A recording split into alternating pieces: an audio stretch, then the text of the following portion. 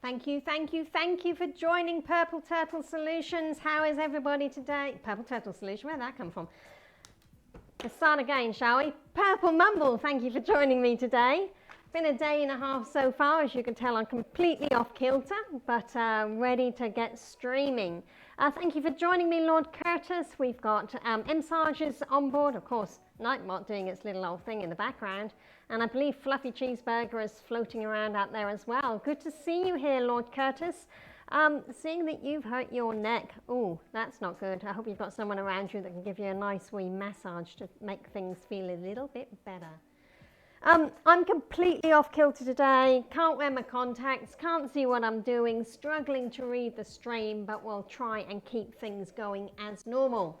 Hands have been washed. Always wash your hands, please, before you start with your cooking. Keep those germs at bay. There you go, Purple Mumble. Get that under the camera. Always has a cup of tea in a stream. And today we have got, what does that say? Green tea, greenberry tea. So, oh, it smells nice. Need my mug. Boil the kettle up. Put that box of tea away. So everybody have a cup of tea with me, please. Whatever flavour you fancy for the day. Right. So today we're going to be cooking I think it's come up as vegan on the link, but mine's just going to be a meat-free shepherd's pie. I've sent you a recipe, or there's a recipe in the link, should I say? Let me pull that out of here. There sits the recipe for you. If you click on the link, it'll take you to a Jamie Oliver recipe page. I'm not making this. Good, that landed face up. I'm not making that, but I'm going to make my variation of it. So this is going to be a meat-free shepherd's pie. Generally we use, I think it's shepherd's pie has minced lamb in it and cottage pie has minced beef in it. Or it could be the other way around. I'm not putting meat in my dishes at the moment because we're not eating much meat. So the basis of a replacement for that meat is going to be some red lentils, which you can see here I've had soaking. Let me just put that on a big screen for you. If I can remember how to do that, and I haven't got my eyes on. Oh, that worked, didn't it? Okay. So I've got some red lentils. I've got a cup of red lentils that I've had soaking overnight. You don't need to use red lentils, any old lentils. And then I've been basically going through my lockdown pantry. We're still in lockdown here in New Zealand. So I've been going through my lockdown pantry, seeing what ingredients I have that I can throw into a shepherd's pie. So I've got a tin of chickpeas, I've got some diced tomatoes, I've got some Tuscan seasoning, some thyme. Everybody give me how's it going? Give me just a little more time. So I've got another bag of thyme there because I don't have a lot of thyme in there. Some rosemary. I've got some tinned tomato paste left over from one of my bargain boxes. In this tub here, I've got 3 carrots. I've got half a red onion and a whole brown onion. In my refrigerator, I had some sun-dried tomatoes, which is what's inside this little heart-shaped ramekin here. And I've just soaked those in boiling water to soften them up. Some balsamic vinegar. I've never in the past put balsamic vinegar inside my shepherd's pies, but I did this original recipe that I've sent to you, a shepherd's pie quite some time ago, and singing stream incoming. That was me. Just lost myself. Yeah, so I put balsamic vinegar in the recipe. So this one that I've put onto the link. Oh, we've got some raiders. Woo! Oh, a party of 6. I think that's my biggest party yet. Thank you, Scott Lippencott. Most appreciated. Wonderful to have a raid from you. What have you guys been up to today? I hope your stream has gone well. I'm still learning, so I know that these are all things that I need to say, but I do appreciate this. Appreciate the raid as well. For those that are new to my stream, my name is Purple Mumble. And this is the recipe, or kind of a hint towards the recipe, get that in there.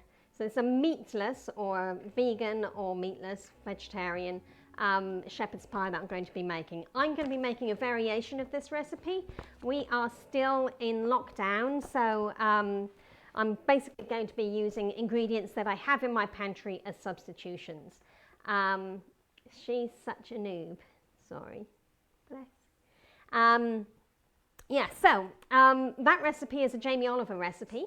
And I'm doing my own variation of it. My shepherd's pie, I've always... Oh, thank you for the follow. I haven't got my glasses on. And I can't wear my contacts because my eyes are angry. You rub to... Okay, I'm not even going to say that name. Thank you for the follow, you person. It's very kind of you. Yes, so I always used to have minced beef inside my shepherd's pies, or cottage pies, whichever you prefer to call them. And I'd never used balsamic vinegar before, but Jamie Oliver has suggested putting it in our meat-free ones, and it's delicious. So that's what I'm going to be putting in as well today. I've got some potatoes. I think Jamie said a mixture of sweet potatoes or kumara and Marie Piper potatoes. I've just got regular old boiling mashed potatoes or potatoes smashed, so that's what I'm going to be using. I've got a garlic and chili blend. I thought I'd throw some of that in. I've got a couple of vegetable stock cubes. These ones are Oxos. I prefer Oxos to the American ones that some of you guys will have. I've got some leftover breadcrumbs, some more thyme for that jar, good old salt and pepper. Look, pink Himalayan salt. I've just refilled my grinders, and mixed coloured peppercorns. Yum. And then I've got some nutritional yeast or brewer's yeast, which is really yummy to give like a cheesy flavour to whatever it is that you're cooking. I see my husband is taking this whole, anything that I say right down the Googler, so I'm just going to ignore what he says for a while because he just throws me off and makes me all kerfuddled. Please grab yourselves a cup of tea if you haven't got one already. Oh man, that's hot, but it's delicious. Now I always get harped on by husband for not having sharp knives. So look, once again, got my knife, got my sharpener, and I'm going to sharpen it.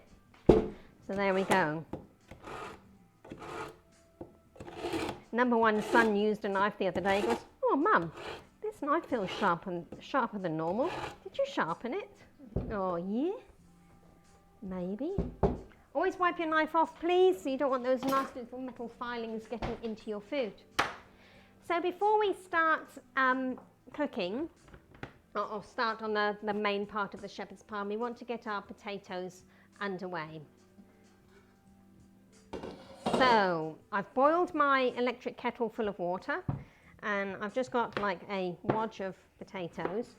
I really like my potatoes in my shepherd's pie, so I try to have more than I actually need. So we'll just slice these up. There's a little bit of a nasty bit on the end of that one. Chop its eye out. My mashed potatoes, I don't peel the skin off. The skin is good for you. It might make your potatoes look a little bit bitty, but it makes it healthy. So leave the skin in if you can bear to. I promise you it won't change the flavour, but it most certainly makes your potatoes better for you. So we just want to get these potatoes chopped up roughly. These have already been washed. And I tend to look at them as being, if I was to put a large mouthful of food onto my fork, what could I get inside my mouth? And it's about that much. And that's how much, it's kind of like probably half the length of my finger, my middle finger. And that's the size that I chop my potatoes. Obviously, the smaller you chop them, the faster they cook. But if you chop them too small, not only do they cook fast, but they have a high risk of going mushy. And mushy potatoes are not nice to mash with because they just become a wet, flavourless mess. Clean up my mess as I go along. So if you've got lentils, then you can use tinned lentils. I had some dried lentils inside my lockdown pantry, and so that's what I'm going to be using up. If you've got dried lentils, just make sure that you soak them, ideally overnight if you can, if not as long as you can. Yeah, leave the skin on. After a lifetime of peeling them, and you suddenly realise, oh, why did Mum have me do that all the while? They taste just as good with the skin on. See this potato here, it's got a little bit of a spot on it, so I'm just going to cut either side of that so I can cut the spot out. Don't want them spotty bits. So everything's getting slung into a saucepan beside me. I'm not just throwing it across the kitchen like I did the recipe earlier on. And literally we're just going to be boiling these up to make a potato mash to go on top of our shepherd's pie. So shepherd's pie is very much a English dish that's been around for literally decades. I grew up eating it. My mum made a lovely shepherd's pie, even though she made me peel the potatoes. I've obviously not been so cruel to my children, and I don't make them peel the potatoes, not for shepherd's pie. And just a wee tip. Ta-da! Ta-da! Oh, thanks for the host fluffy cheeseburger. That's number one son. Bless his little cotton. Right, so I've got some minced garlic here. So when you're doing your mashed potatoes, just to add more flavour to that water that they're going to be boiling up in, and I don't boil my potatoes in a stock unless I'm going to be using that stock for something else, because otherwise you're throwing away a good stock. Stick some flavour into the water. So I've got some minced garlic here, so I'm going to put a couple of tablespoons. Ta-da! That's M-Sage. 510 is my poor long-suffering husband. He's also hosting me today. Thank you for that. Oh, and the Lord Curtis. Ta-da! Hosted me as well. Ta-da! I like that. Hubby put those sounds in for me, and I really like them. They're ta-das!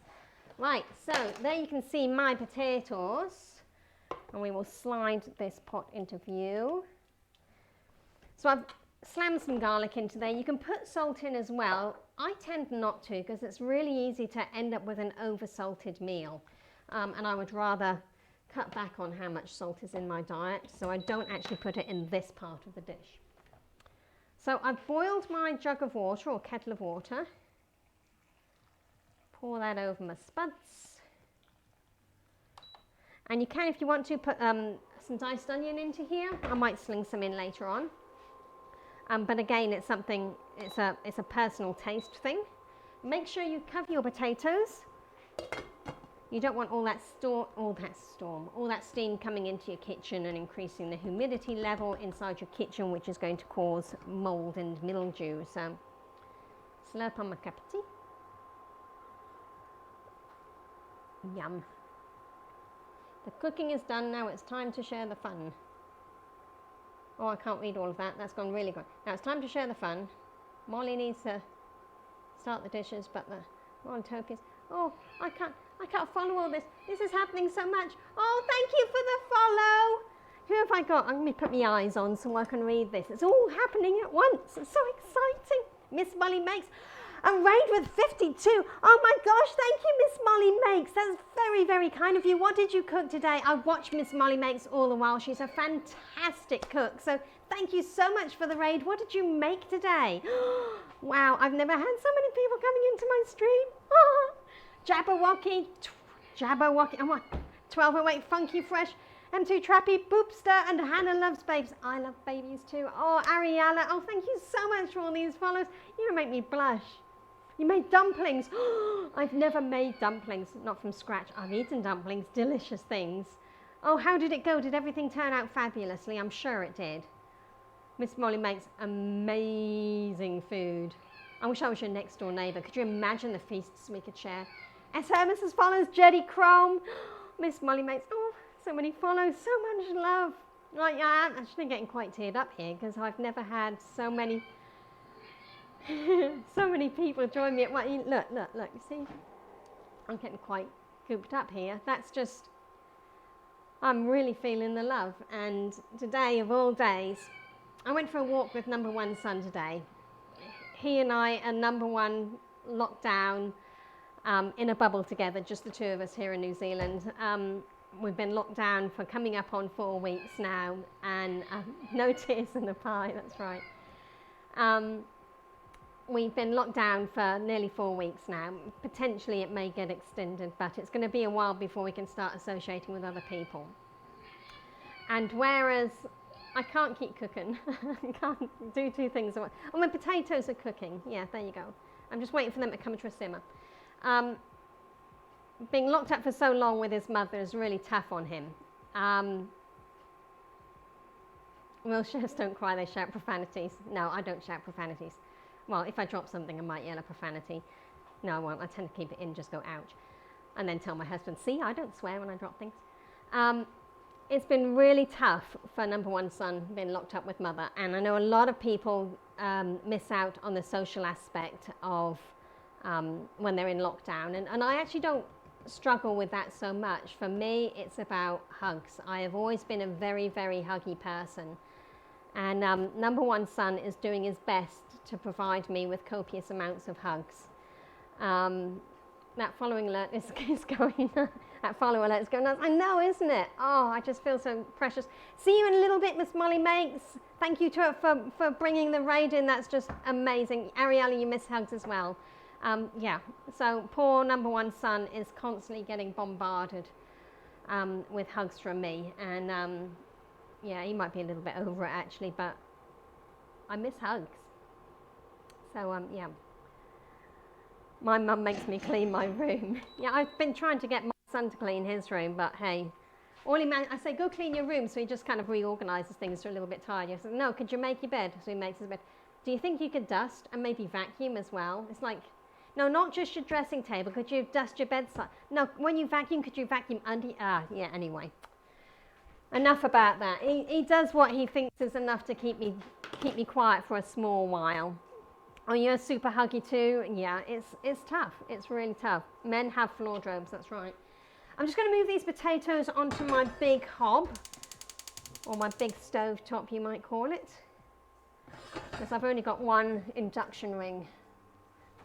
And I'm just going to set my timer, probably what, for 6 minutes? We'll set that for 6 minutes to start with. So now we need to get on to the rest of our cook.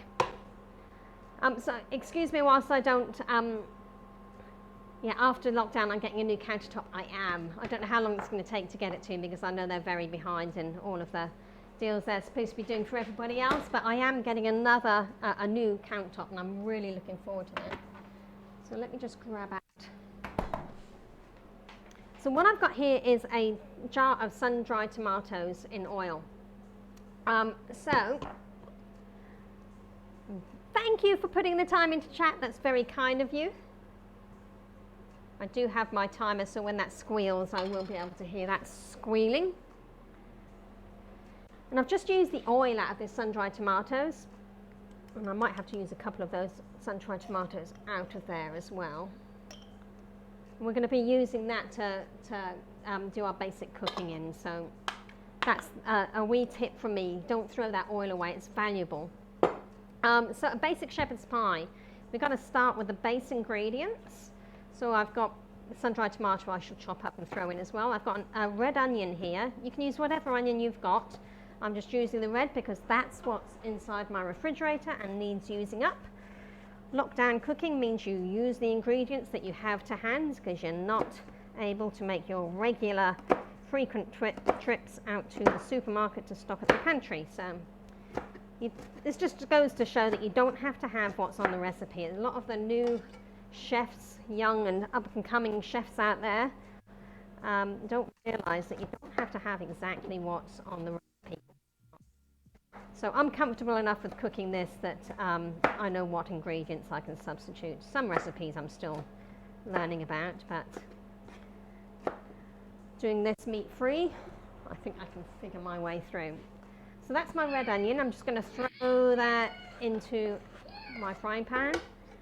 I love burgers. You know what? I don't so much anymore. We've stopped eating meat now stopped. We haven't stopped completely. We've reduced our meat intake massively. And I don't really miss it at all. I think we're getting enough recipes from these My Food bags and bargain boxes for vegetarians. Thank you for the follows. I'm missing out on all these follows. And let me try and scroll back down. Night Scam, thank you for the follow. I haven't got my eyes on qualified enough. Qualified, oh, I like that. And J-Lou, haven't got my eyes on, so I can't see what I'm reading, but thank you for the follows. That's very kind of you. I'm trying not to cry, not just because of the onions, but because I am feeling so blessed at the moment with so many follows. I'm just absolutely shocked. I'm absolutely overwhelmed by it all. And I can't keep up, no. Right, chop the onion up. So get the outer layers of skin off your onions, but if you peel it from the head end to the stalk end, I'm talking about the skin here on your onions, and then use your stalk end as a handle to chop your onion, you're less likely to chop your fingers with it. So I'll show you as I come back there so you can see what I'm doing. So this is the green part of the onion that sticks above ground. This is the root area that's below ground. So peel your onion back like that. Or you can leave this on if you want to, but I just peel it off. But you see that end there? That's not going to be going into your food. I do miss bacon. Yep. And beef and chicken. Oh, hubby, what are you like? So if you take your onion, go halfway through, and this is just so you can chop it small, but you're not going to come all the way. You see the knife only comes that far? Pull it out again, then chop this direction, the opposite direction. Can you see what I'm doing?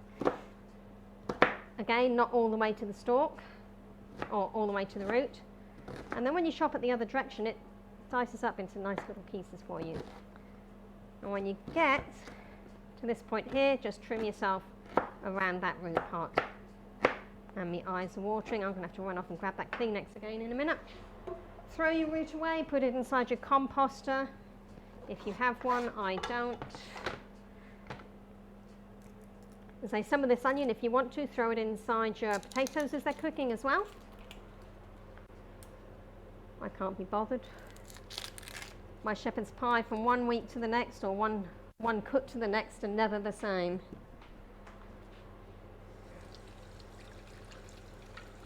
It's whatever happens to be inside my fridge at the time to use.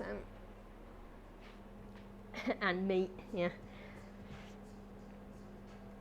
So number one son, I think he would probably prefer to have more meat in his diet, but if he wants more meat in his diet, he'll have to cook it, because I'm enjoying not having the meat. So we have the meat occasional. I made croque monsieur the other day. Have you ever had that? We had it when we were visiting hubby. Number one son and I did, and I hadn't made that since I was a child. Oh, look at me crying now. Ooh. Can't see what I'm doing. Right, quick, jump back into it, get the onion done, and you can blow your nose. Yeah, so we had this croque monsieur, and that was just delicious, and I made some the other day, and I had some ham that I'd ordered from the supermarket, and made it with the ham and the cheese, and it was yum. Right, there goes the timer. Oh, beep, beep, beep, beep. Let's stop that for a second.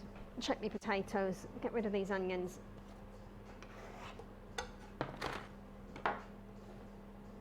Oops, come on. Onion. Oh, they're simmering away nicely. Let's just see if they're cooked enough.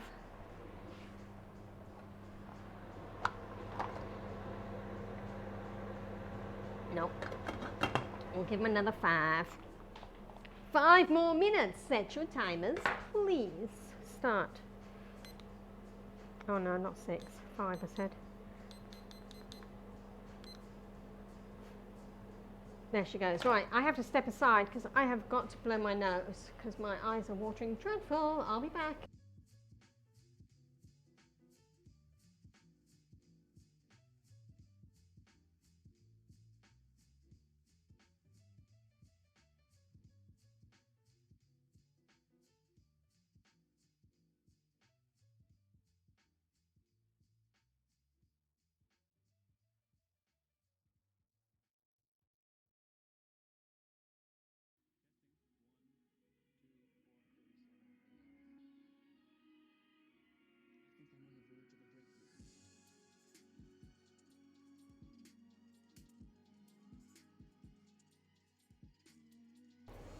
Did you guys notice? Or can you hear me again? Can I get a thumbs up if you can hear me? Give me a thumbs up if you can hear me. Thank you, that's wonderful. Let's have a quick read through. Oh my gosh, there's so much stuff is going on in here. I can't read it all, can't keep up.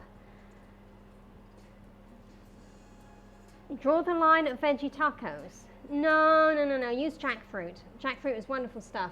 veggie tacos, they're good. Just jackfruit it and put plenty of Mexican flavors in and chili flavors.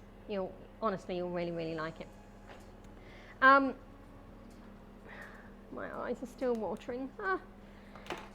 Do you see I put the kitchen light on? I clean forgot to put it on earlier on, so now maybe you can hear me again.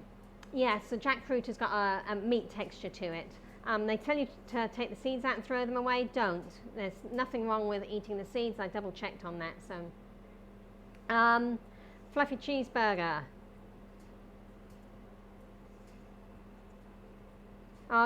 Yes, there's similar sort of problems to Curtis then. Yeah, to fluffy, yeah, all that stuff. Right, so let me get on with this. I'm going to put more garlic because you can never have enough garlic, and number one son and I love garlic. I'm going to put that in the pan with my onions and my oil that I've taken out of my sun-dried tomato jar, and also some sun-dried tomato, or a sun-dried tomato that I had in there. Slide this back into view so you can see what's going on here. Pop that monster back on, and I need a utensil. This one, be a good utensil. And we're just going to lightly fry these onions off. And once they start to go clear, or my nose runs too much, then we'll start throwing other things into the pan. Garlic and onions and everything. You can't go wrong with garlic and onions. So whilst this starts to cook down, let me pop the lid on so I don't onion my room up. I'm just going to take these lentils that I've got here and strain the water off that they soaked in and give them a wee rinse. So just straining these off through a sieve.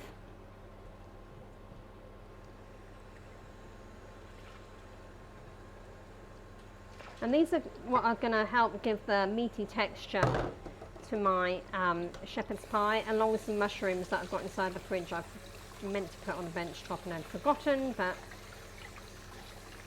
using all this stuff up that we have. So I'll grab my bag of mushrooms out. What else have I got that I can throw in there? Another bag of mushrooms. Oh, I've got some parsnips, but I'm not going to mess with that.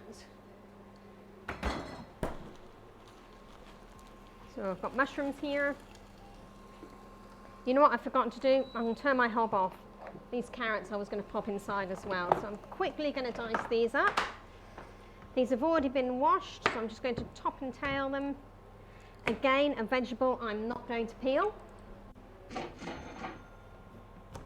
Oh, thank you for the subscription. Qualified enough. Yay! Thank you for the subscription. That's very, very kind of you. I have never had such a successful stream. I'm beginning to think that everybody's going a little bit stir crazy, those of you that are in lockdown. And thank you for the follow, Grumpy Gamer. I think everybody's feeling a little bit grumpy, a little bit touchy at the moment. So you'll see when I sling these in, I'm just dicing my carrot up off screen. I'm going to throw that into here as well, because these carrots might take a little while to soften up a little bit. And that's all going to be going, so I've got 3 carrots and they're all going to be going in because they all need juicing up. I've got another bag of carrots that I just bought. There goes the timer for my potatoes. It's all happening here. I'm having to talk at the same time. I'm lucky I haven't chopped my finger off yet. See how the spuds are doing? Oven gloves, there we are.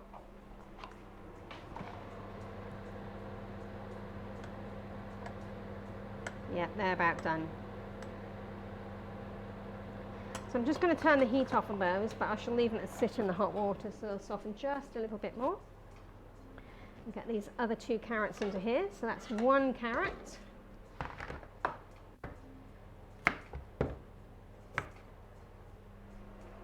You see how I store my carrots?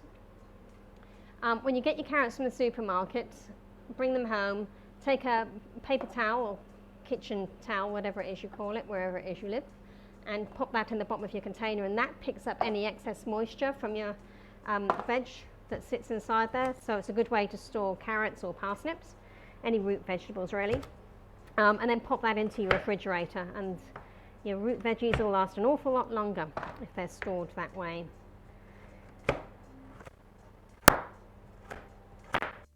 Keeps them nice and crunchy and you don't end up with that soggy carrots, which you can usually use, but they're not half as nice to work with.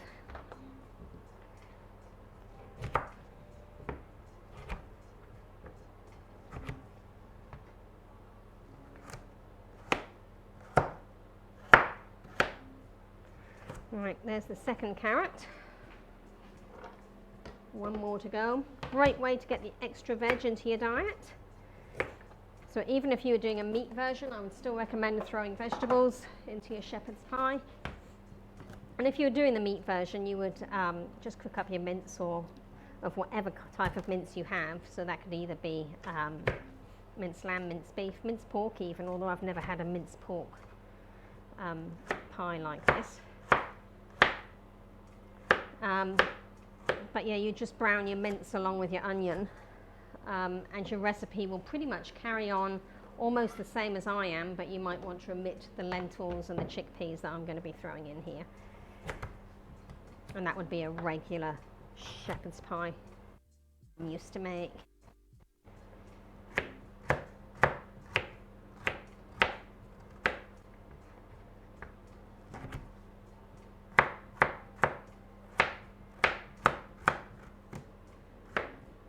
There's my third carrot. So mixture of whatever veg you want to throw in there is fine. You can put sweet corn in here if you want to. Peas are good in here. Right, we'll fire that back up again. And the only reason I've added the carrots to here is because I know they're going to need a little bit of extra cooking to soften. So we'll let that cook through. I'll grab my mushrooms. Now mushrooms, whatever it is, do not run your mushrooms under a tap. If you put your mushrooms under a tap, they are like sponges and they absorb all that water and they don't cook half as nicely as if you just take a damp cloth. See the muck that's on the mushroom? These little specks there? Just a damp cloth and a wee wipe and that muck will come away. And my mushrooms, I'm just literally going to tear. See that? Tearing them into those same sort of bite-sized pieces. These will shrink a little bit as they're cooking, but there's no need to slice them. If you just break them into pieces like this, they keep that almost meaty texture. So if you generally think that you're going to miss having meat in your diet, this is a great way to keep that texture handy. Look at that mushroom, looks pretty sad, doesn't it? But brush the dirt off. And that will go into, it will rehydrate when it's in the pan and it will be absolutely fine. So don't throw away your fruit and your veggies, utilize it. The majority of the time stuff does not need to go into the bin. There's another sad looking one, but that monster's going in.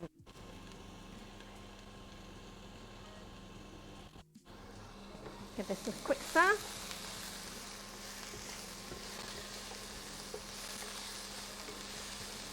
Okay, so those onions have started to go clear now. We can start adding our other ingredients. So I've got my 1 cup of lentils, or you could use a tin of lentils if you've got tinned lentils, which I've soaked overnight, rinsed and drained, so in they go. It doesn't have to be orange lentils, you can use whatever lentils you have. It's perfectly fine. Now then, I have also got some chickpeas here. I'm going to keep the juice from the chickpeas. It's aquafaba, that's what the juice from a can of chickpeas is called. And I'm going to strain that through my strainer I used earlier on. Let me just slide this out of the way so you can see what I'm doing. So there's the bowl and the strainer I used earlier. And we're going to pour the can of chickpeas into there. The same as if you're using lentils. Keep the liquid, it's called aquafaba. You can bake cookies out of that stuff. It behaves exactly the same as an egg white would in the recipes. So you can make meringues, you can make brownies. Have a look at my page. You will find that I've made vegan brownies out of aquafaba in the past. It's a wonderful recipe. It makes the juiciest brownies you could ever dream to eat. And I would certainly recommend giving them a go. So we'll recycle that can. And you can see the liquid aquafaba that's come out of there. So I'm popping the chickpeas into here also.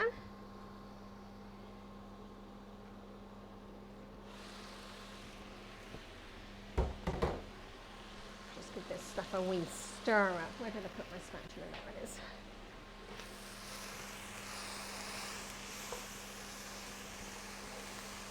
So again, the chickpeas will give a meaty texture.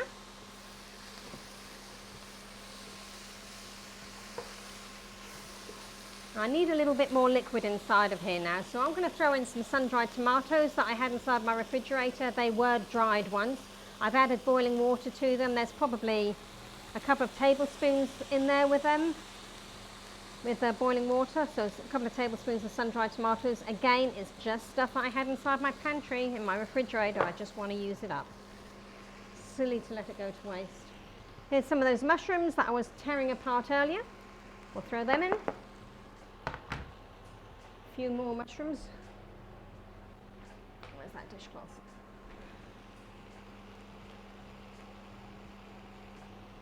Oh, we're talking about the lockdown. Oh, that's just dreadful.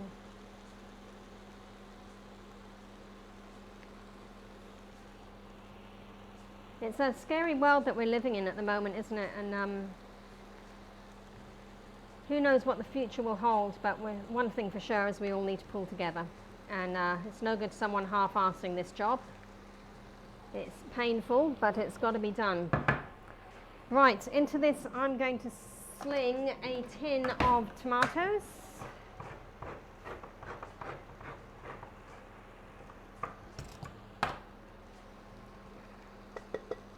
Love that tomato flavour.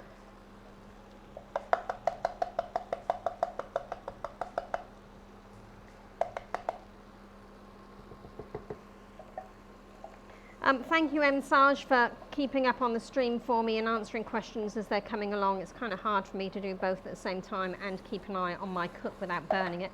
Speaking of which, I need to turn that temperature down, so it's just starting to catch.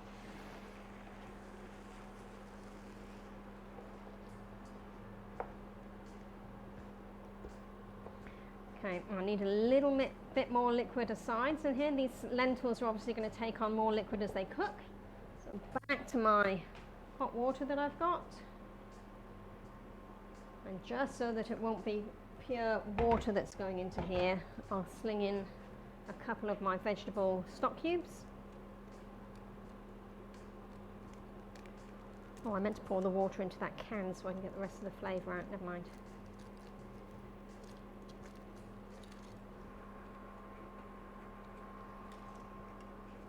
Whoopsie. Just launched that across my kitchen. Where did that end up? Cat will probably find it later.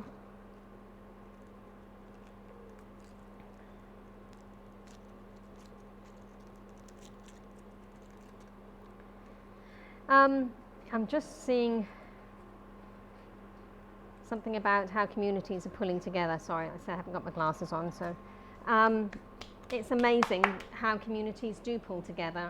Just in the little neighbourhood that we have here in New Zealand, I set up a Facebook group or Facebook Messenger group for the neighbours, and there's about 70 houses, I suppose, on our street, or maybe, no, 50 or 60, maybe 70 houses on our street. And a lot of the neighbours have, a lot of the community or our street have got together, and it's wonderful the things that they're doing. Things to keep kids entertained, so when the kids are doing their lockdown walk for the day, walking up and down the neighbourhood, things were, we did the teddy bears in the windows, the rainbows in the windows. We're getting ready to put poppies in the windows for Anzac. It's been really quite wonderful to see people pulling together. Easter, we had Easter eggs up, and people are putting pictures of bunnies and all kinds of stuff out. It's just lovely. And we didn't have that before now, With the earthquakes that we have, often the neighbourhood pulls together for a short while, but it lasts a couple of days, and once the tremors stop, the people stop interacting. But this continued lockdown for, well, we're coming up on a month now, a little over 3 weeks. It's wonderful how everybody has stuck together and pulled together and looked out for each other. Especially the elderly neighbours, we take it in turns to go out and grab groceries for them and anything that they need. Everybody's popping their head over the fence to say hi, and yeah, it's really quite lovely. Right, now, because Jamie Oliver said stick some rosemary in, I'm going to stick some rosemary in. Jamie Oliver said stick some thyme in, so I'm going to empty that jar of thyme. And because I said to my son when we went out shopping, give me just a little more time, we went to the bulk shop and bought a little bit more. So I can stick some of that in as well. What else? I've got some Tuscan seasoning just because I like it. I'll stick some of that in. Like I said, you don't need to stick to the recipe. Just flavours that you think might work, throw them in. So this is the Jamie Oliver bit that I really like inside my recipe now. So I'm going to throw some in. It's balsamic vinegar. So when you first put balsamic vinegar into your meal, especially when you're doing it in a pan, my gosh, it's going to make your eyes water. When that starts heating through, woo, makes you cry. Clears your sinuses. Good meal to make if you got a cold. You know what? And I think I want a little bit more chew texture to this, so I'll just put a few more mushrooms in. So this is a new bag of mushrooms that I've got.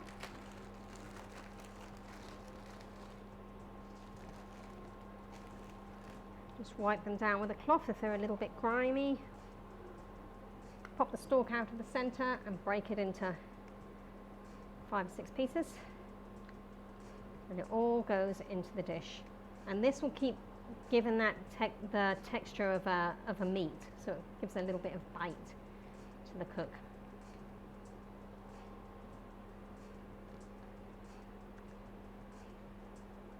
You've never had a vegetarian shepherd's pie? Well, neither had I until we started doing this vegan diet that we followed for quite a while, and now we're vegetarian. We'll put the rest of these mushrooms back. And you don't miss the meat in it, as long as the flavours remain, which you can quite easily replace the flavours.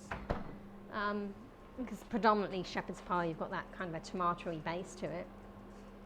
And if you can get texture in there, which helps with the lentils and the chickpeas and the mushrooms, so you've got something still worth biting into, then yeah, I really don't miss it. Okay, so that's just starting to simmer. I've got some tomato paste here, just a small tin that sits inside my pan, just to give it some more tomato bam. Dump that in there as well. As I'm looking at this, I may have made it a little bit more watery than I would do normally, but I want to make sure I get all of this flavour that's inside these tins out, and I do that by adding boiling water. So I'm going to have to thicken this with some corn flour at the end. You see that flavour that's inside there? I can't quite get it all out, so I will boil the kettle up. And I will discover all of this flavour. So it's flavour that still sits in there. I've got flavour that still sits in here. So you put some more water inside my kettle and boil it up.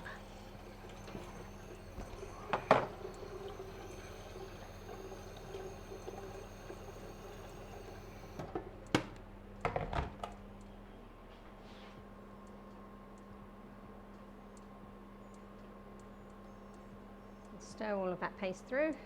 Just going to step aside again and blow my nose. My apologies. BRB.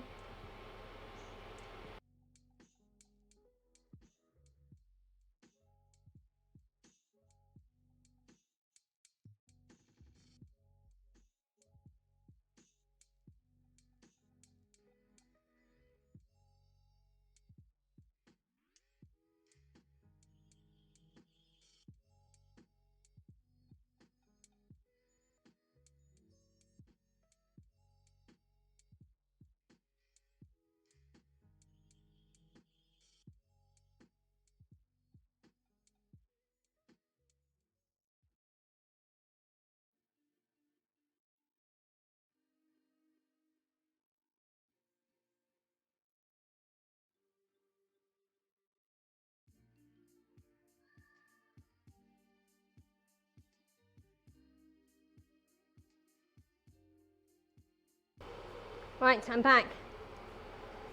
Well, I'll leave my eyes on for a bit so I can see what you're saying.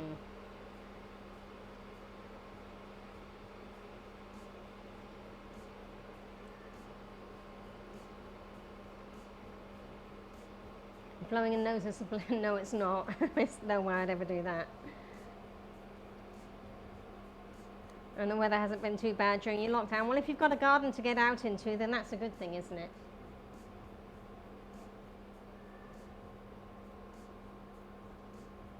Now we had, talking to hubby here, number one son and I had some veggie burgers. This is pre-packaged stuff that we got from the supermarket before lockdown. And they didn't taste too bad. We had a lovely like Mexican mayonnaise that we had with them, and it was quite delicious. Right, so you hear the whistle, that's my kettle boiling. And I'm going to work my way from small to large here. So that small tin of tomato paste, I'm going to put the boiling hot water into there, stir it around, just to try and get as much flavour out of there as I possibly can, without burning myself. And then I shall pour that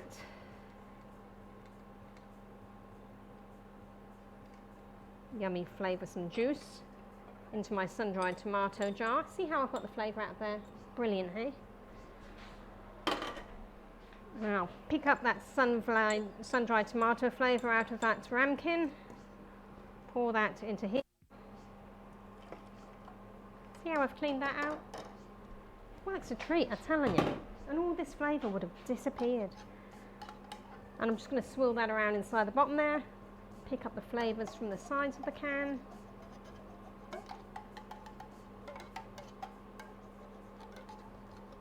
And pour that into my shepherd's pie.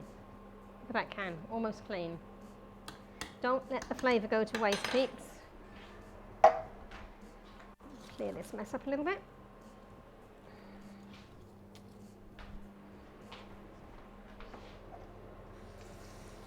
So I rinse my cans out, ready for the recycle man when he comes round. And in the interim, it won't attract any nasty creatures.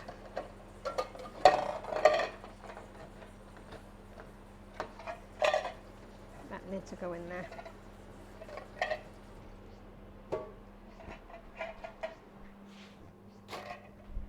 Okay, now where did we get to? Need to thicken this up a little bit. So what else have I got that I can throw into here? Literally just hunting the kitchen for flavours. Oh yeah, nutritional yeast. So this has got a cheesy flavour to it. Oh, you've got a front and back garden, but you share with a neighbour who's just creepy. We had a creepy neighbour. The kids used to have to cycle past the creepy neighbour on their way to and from school, and oh, I used to look out the window just to make sure they got to school safely and got home from school safely. Nobody likes a creepy neighbour. Yes, shepherd's pie, how very British of me. But it's not so British if you take the meat out. But hey. Yes, a lot of people have lost their jobs, and you know, if you're thinking of changing careers at the moment, then rethink it, because you've got to be grateful. If you've got a job, keep it, because we don't know what the future's going to hold, do we? Right, so I want this to thicken up quite a bit before I put my potatoes on top of it and put it into the dish to go into the oven. So I need to give it a wee thicken. So best thing to thicken with. You could throw breadcrumbs into there to thicken it. So I've got some breadcrumbs here actually. Should I sling them in? That'll help. And I'll get rid of the breadcrumbs that just sit inside my pantry.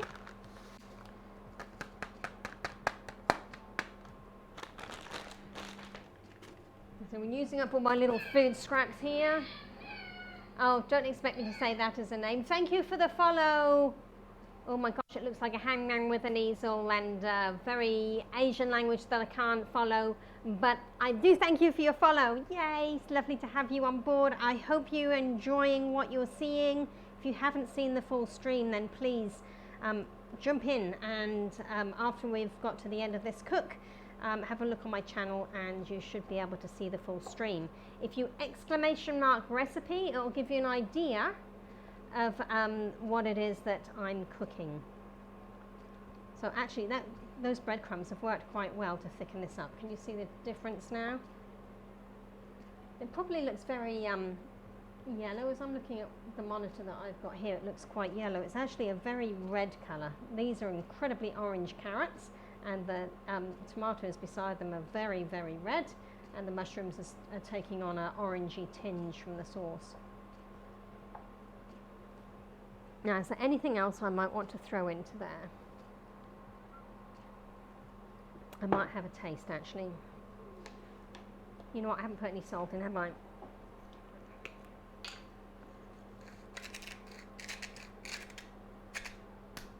Do everything by taste. The guy who ruined school dinners, he did not ruin school dinners. He did a very good thing. British school dinners were disgusting. There was nothing healthy about them. When I went to school, everything was cooked from scratch. There was no pre-packaged anything in our school meals. When my kids went to school, it was turkey Twizzlers and fried this and fried that, chips and burgers and it was all pre-packaged crap. So yeah, he made it healthier. So I take my hat off to Jamie Oliver. He's done a very good thing for British kids. Right, let's have a taste.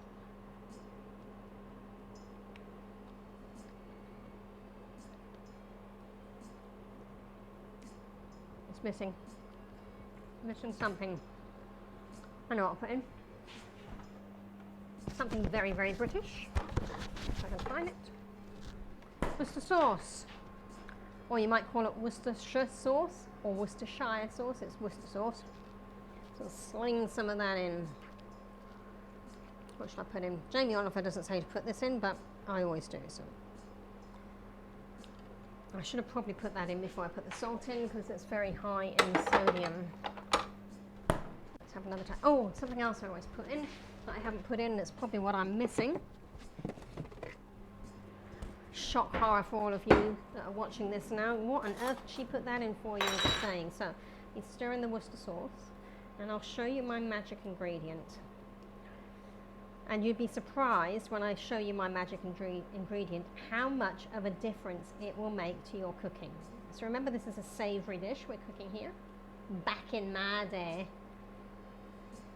Yeah, there's no Twinkies or Ding Dongs and all that crap.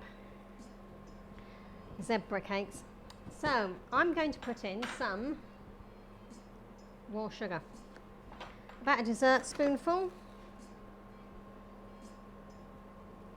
And that's a big pan of shepherd's pie we've got there. So I don't know what it is. It's a bit like having a dessert that you forgot to add the salt to.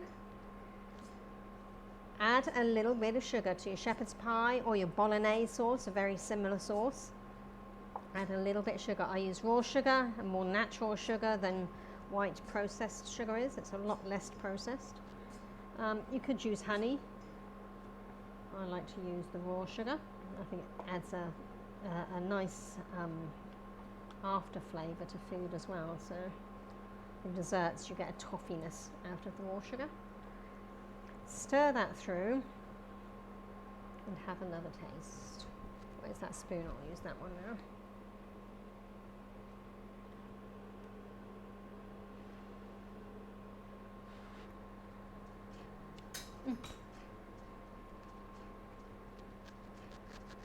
Can I move the pan more into shot? Yes, I can. How rude of me. Is that better?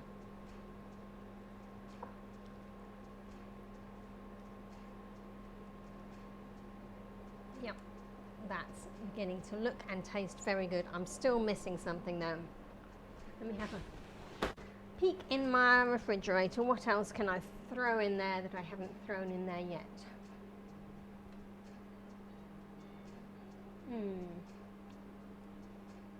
Still missing that more tomatoey flavour.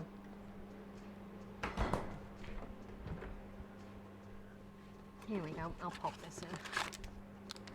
Right, I've got another thing of tomato paste here. So I'm making a double-sized shepherd's pie here, and that little tin I don't think was enough to give the flavour that I'm after. So I'm going to squeeze in this sachet of tomato paste. I have already put some salt in.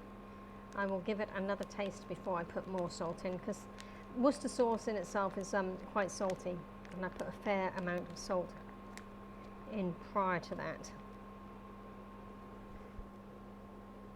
We'll stir that through and see how it tastes. Don't need any more sugar, so that can go back in the pantry.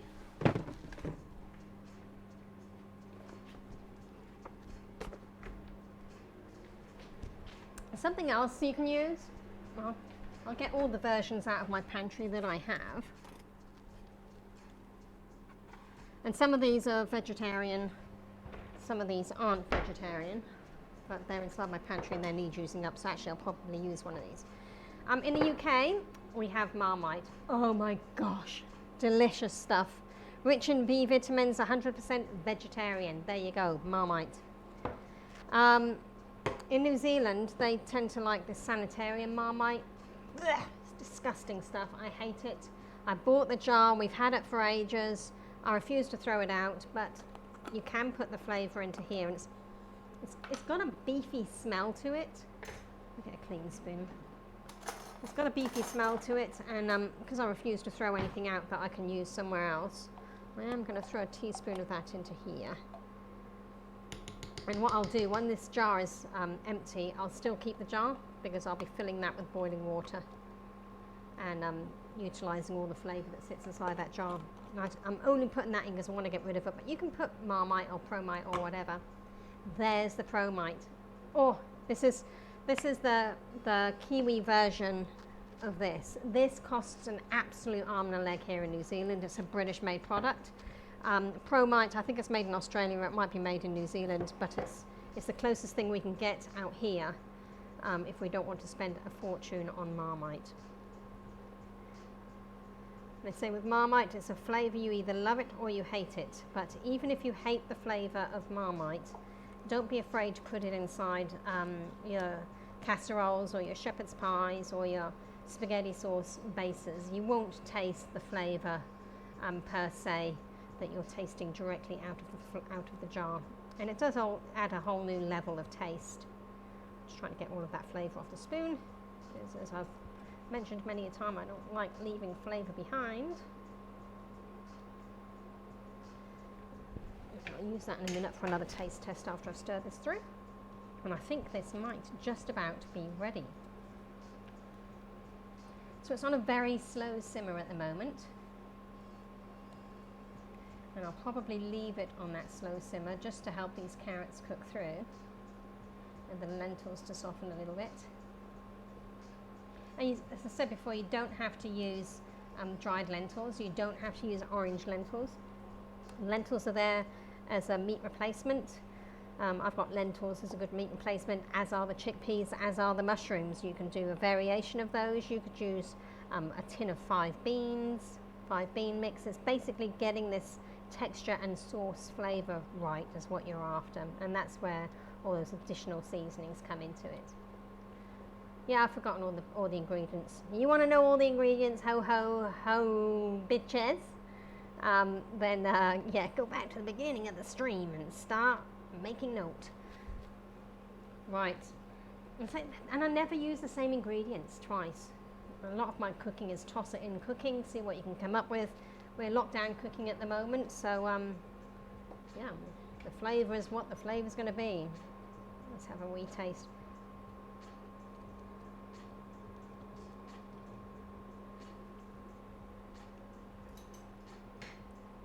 Right, that is spot on. Delicious. A lovely undertone taste of a background taste of tomatoes in there, which is what I wanted.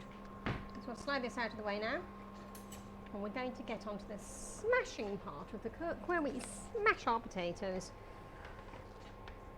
Okay, if I don't clean this mess up, it's going to go onto everything, so please bear with me one moment to find myself a little bit of space to get smashing.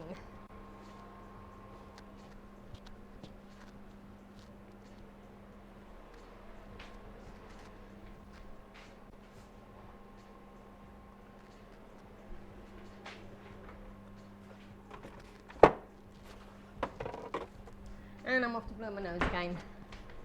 Bloody nose, it only ever runs when I'm cooking. BRB.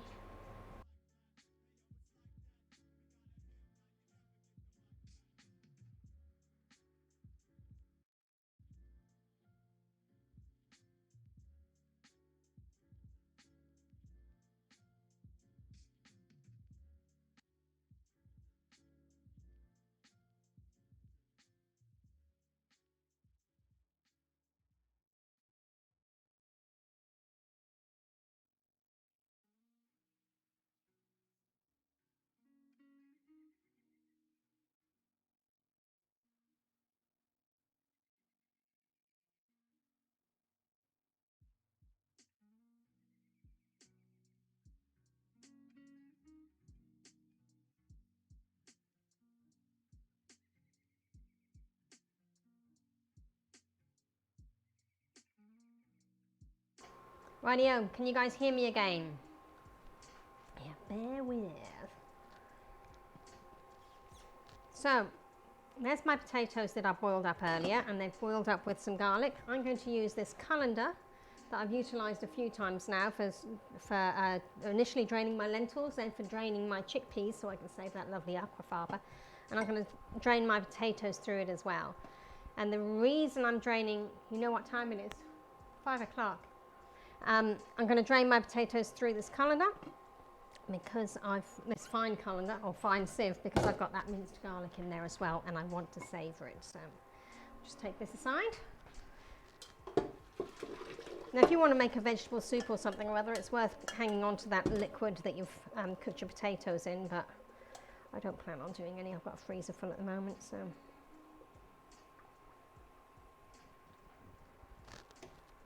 Right, potatoes are drained. Now we can get smashing. So, oops, my potato masher. I'm going to have a smashing time. And I'm going to use my Nuttolix and what else do I need? Cheese. Cheese with everything. Oh, I love cheese. Now, you can use vegan cheese if you want to continue with a vegan cook. I'm not. I've got regular old cheese because we do miss our dairy.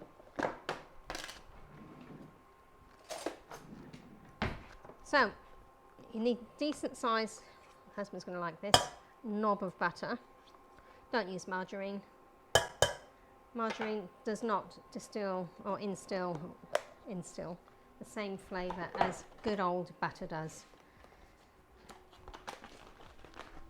What else? Milk.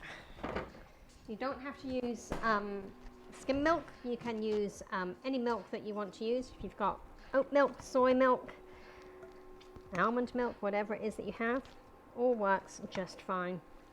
Now do remember when you're mashing your potatoes, they aren't going to be as pure white and fluffy as you would normally have if you'd peeled the potatoes, but they will be healthier because you didn't peel your potatoes. I'm just going to add a dash of milk to this. And you shock horror, you're not going to like this if you are vegan. I'm going to throw an egg in as well.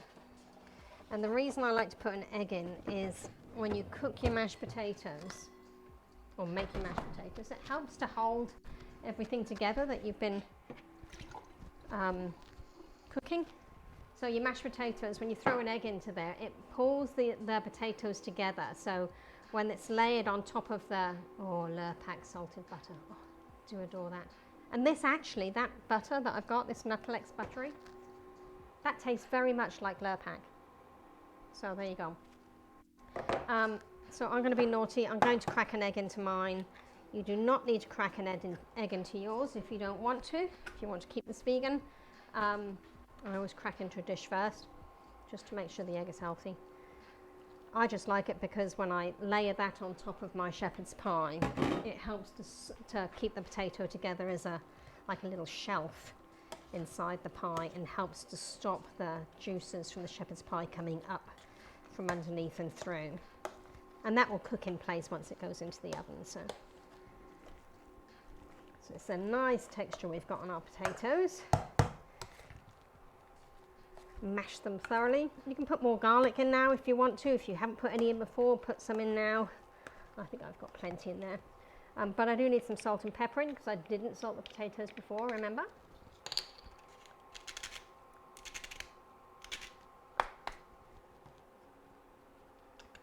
Yeah, it's not totally vegan. That's why it says meatless. And lots of black pepper. Oh, I've got multicolored peppercorns in here.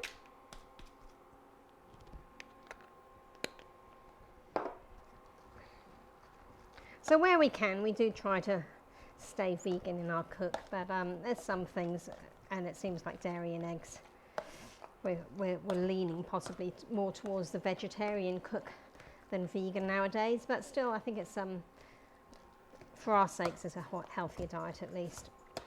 As long as you're getting plenty of iron in your food.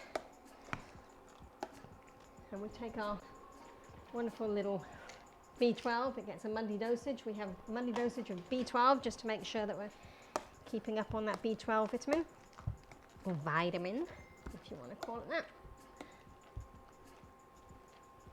Just look at those spuds, don't they look delicious? So try to get all the lumps out. If you want to run it through a potato ricer, you can, but not so well if you've left the skins on your potatoes. You could put electric beaters in if you want to, but I'm not going to, because I don't want to make any more dishes than I've already made. And I wish now that I'm looking at this that I'd made more mashed potato. Ho hum. Right. Get that off the masher so it ends up going on the dish rather than down the sink. Right. So, where are we now? What am I bench going? I haven't had a slurp on my tea for a while. All this nattering, no wonder my throat's dry.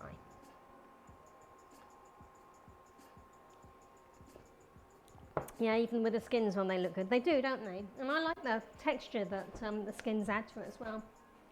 I'm just going to flick my little bench oven on here.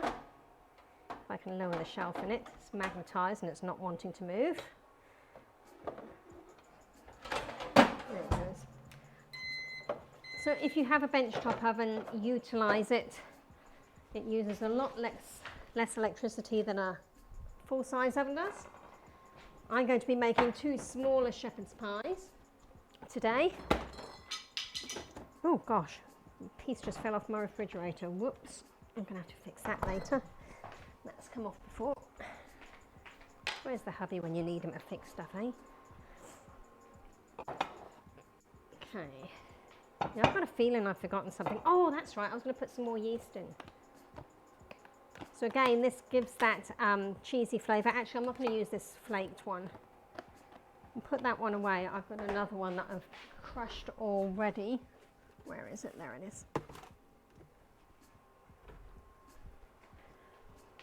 So this is yeast. Brewer's yeast. And I'm just going to put probably a teaspoon and a half. No, a teaspoon will be enough. That'll help give those potatoes a cheesy flavour. And so will this cheese when I stick it on top, but this is just going to be the starters of it. Let's give that a quick stir through.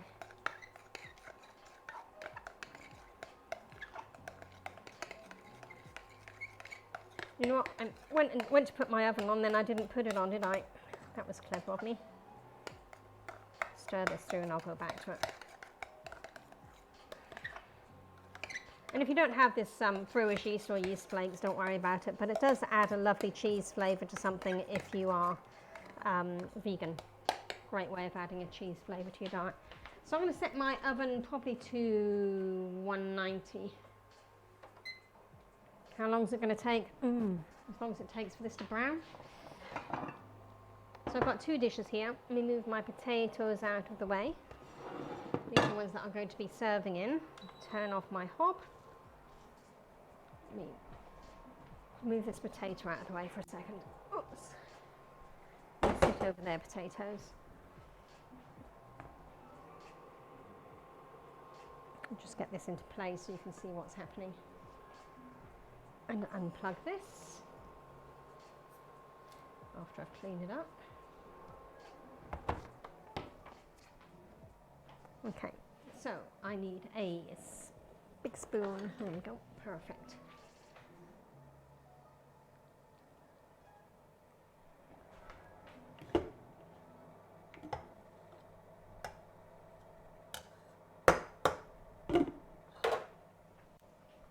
Right, so there's my lovely sauce. There's a couple of little quart areas on the bottom there, so just give that a stir through. It hasn't burnt, it was just on the edge of burning though. I'm lucky I took that off the heat when I did. Okay, why are those doors shaking? Are we having an earthquake? What's that sun moving around?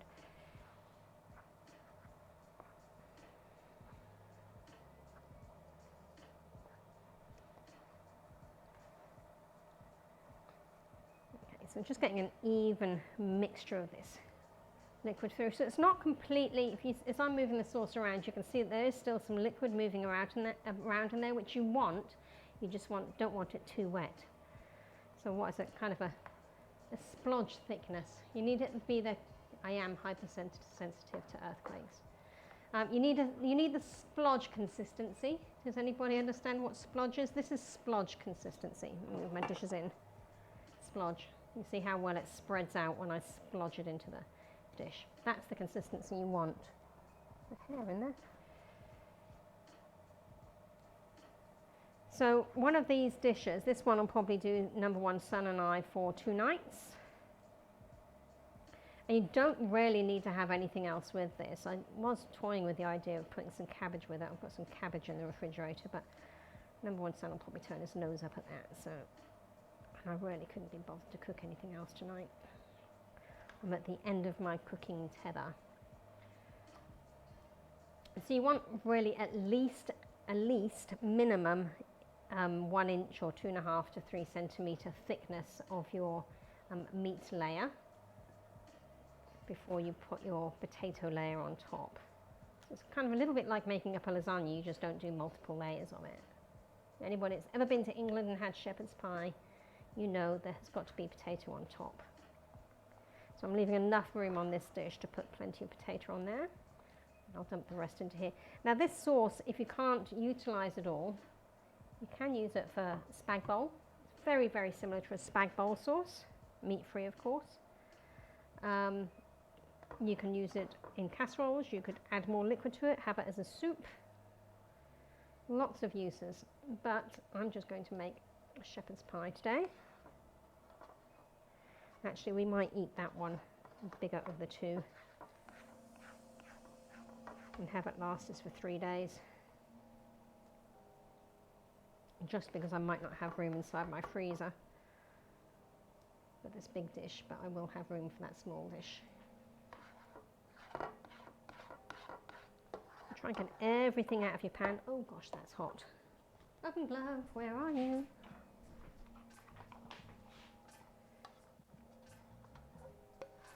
Oh, I have a weak wrist that I'm struggling to hold anything with. That's my bench oven telling me it's ready and heated, beeping away in the background. Sorry, I'm blocking the camera at the moment, aren't I? My apologies. Oh, there goes those doors rattling again.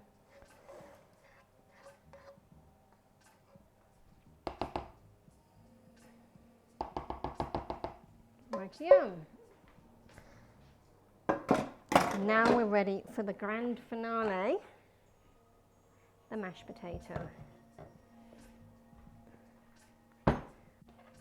So, I prefer to just do small dollops around my pan, just to make sure everything gets covered, and that way you're not trying to smooth stuff around on your pan and disturbing the sauce underneath.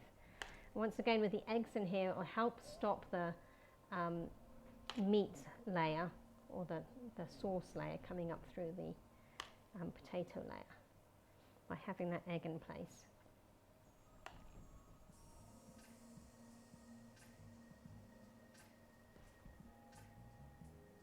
There's an awful lot of door rattling going on, so I don't know what's happening in this house.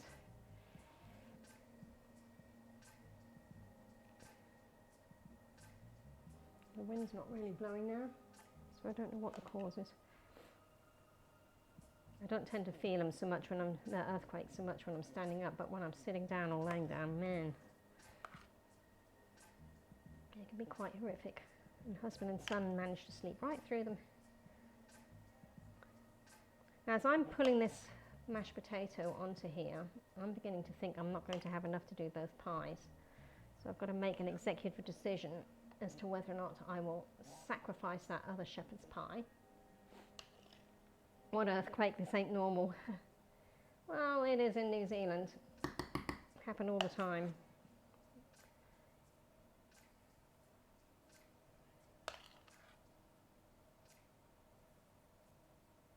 Right, do I sacrifice the other shepherd's pie, or do I try and put mashed potato in it, or just load it all up onto this one? I think I'm just going to load it up all onto this one. So this other shepherd's pie that I've got sat just here that hasn't got potato on it, I might make some more later, or I might just freeze that sauce as it is and turn it into a spag bowl later on. But at the moment, I'm going to sacrifice the potatoes. Well, not sacrifice. The potatoes that would have gone onto that, I'm just going to pile up onto this. You can see as I'm working around, I'm trying to kind of seal the edges so I can't see any meat, any of the sauce layer whatsoever. And to a degree, this is probably going to bubble up and over because I'm overloading the dishes now, but we'll see how she goes. And make sure I put a pan underneath this before I put it into the oven, because I certainly do not want to clean the mess off the bottom of my oven.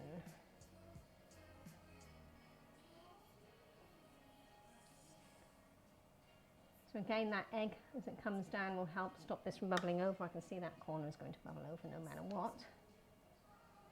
But the egg will help reduce it. Get everything out of the pan now.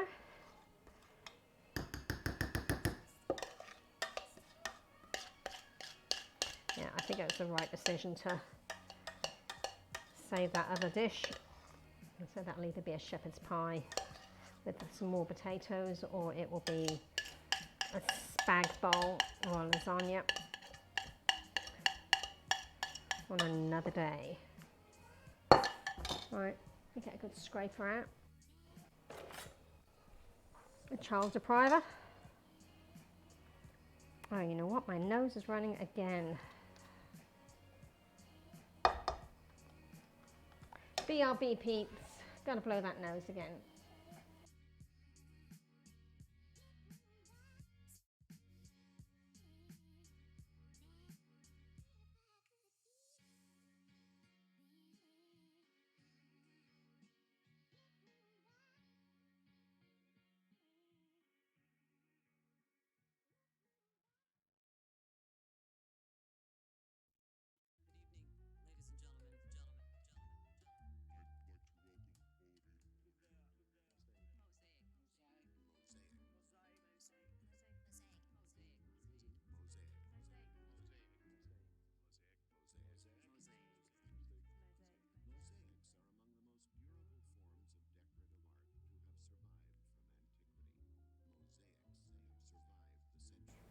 Nearly forgot to turn the sound on again.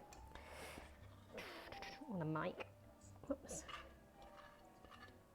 Come on, potatoes. Everybody out so everybody gets cooked for a second time.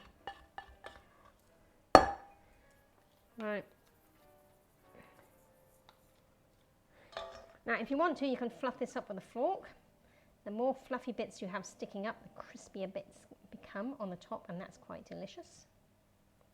I just fluff mine a little bit with a spoon as I'm going around. See that edge hasn't quite sealed. Right, this is going to bubble over because I've got too much inside this pan. Ho hum.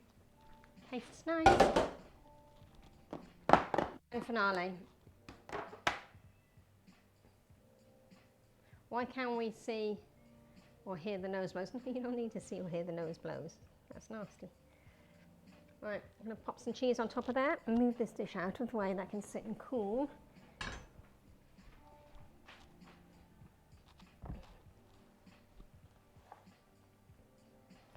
So you can use vegan cheese if you want to. You don't have to put cheese on top, but everything is better with cheese.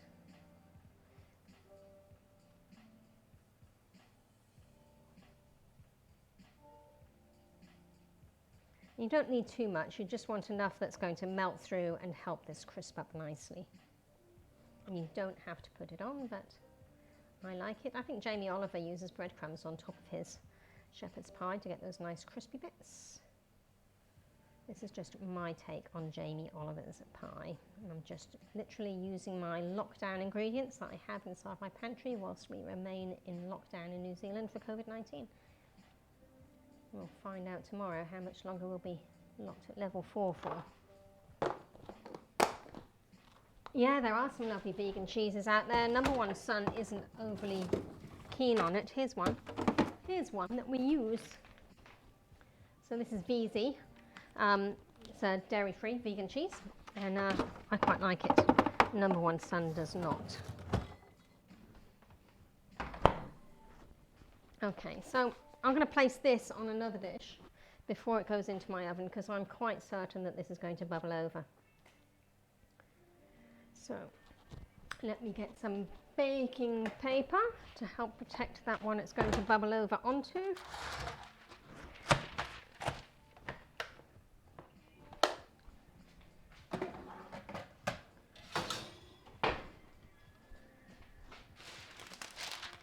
Cover my dish. And on goes my meat-free shepherd's pie. And I'm going to pop this into an oven that's sitting at 190, so that's about 380 Fahrenheit. So this is 190 centigrade or Celsius. Try not to burn myself, so I'm putting it in. Oh, it slid. Nearly lost the lot then. That would have been, oh, that would have been a nightmare. So we'll put that in for about 20 minutes to start with, 20 minutes or so, and see how she goes.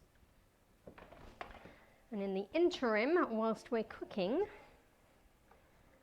I'll clean up my kitchen some.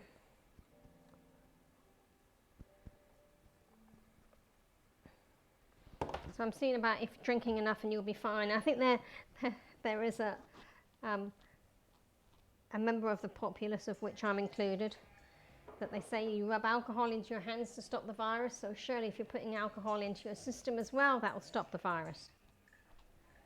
Whether or not that's correct, I wouldn't rely on it. Okay, what is COVID-19? What is COVID-19? Oh, turn your TV on, Jack Daniels. You'll find out what COVID-19 is all about. Barbecue sauce. Don't know where that come from. Oh, and some ketchup. Is that to have to serve with afterwards? If you Jack Daniels, if you drink enough of your name, then you'll be fine. That's right. Drink enough Jack Daniels. I think it's spelt wrong though, hubby. Yeah, and then it's taste test time. Is this night call? Wrong chat. Yeah, fluffy cheeseburger. You're in the wrong chat. People have been drinking and smoking for years and it damages your health. What is COVID? Yeah. Damages your health, mate. That's what it is. It can kill ya. Oh, look, I've made quite a mess, haven't I? Clean all that up. Number one son gets to do dishes. Isn't he the lucky fella? Tidy up my kitchen a little bit.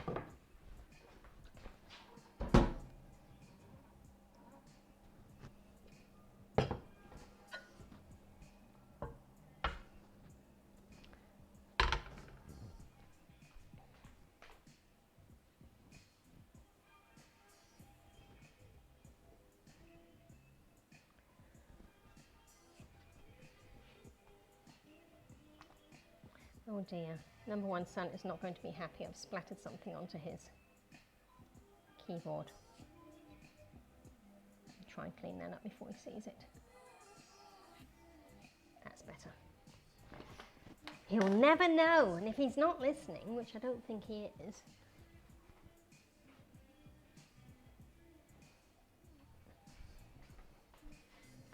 well, there's a few dishes to be done here, number one son.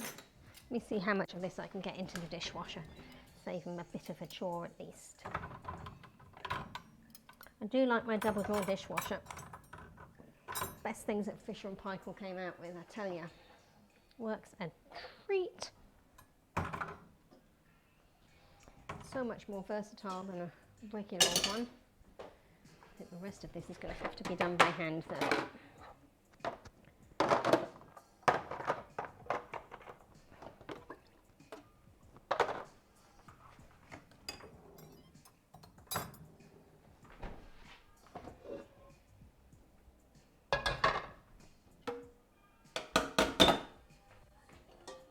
Might just fill some of these up with water. That will make them a little bit easier to clean up later when son comes in to do the dishes.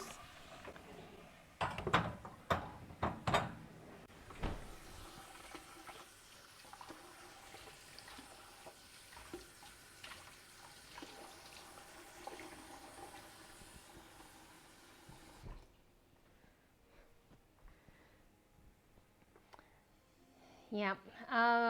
If it was fake, can someone please explain why we have got mass graves across the states at the moment to put all of the bodies in? Why we've got trucks being used as chili bins to keep all of the corpses in because we don't have because the facilities aren't available at the mortuaries to deal with them. Yeah. It's the contagious aspect of it, and with that contagious aspect of it being so contagious, if you are vulnerable, if you've got a comorbidity, and that's not always the case, but if you have a comorbidity, then you are so much more likely to die from this than you would of regular old flu. So, yeah. If you want to put your hand up to be used as a guinea pig for the vaccine, then please go ahead if you're a non-believer. But I'm certainly not going to be taking any risks with my family or my family's health for the sake of something which I believe is real and can kill. And I'm not going to discuss that anymore. So there you go.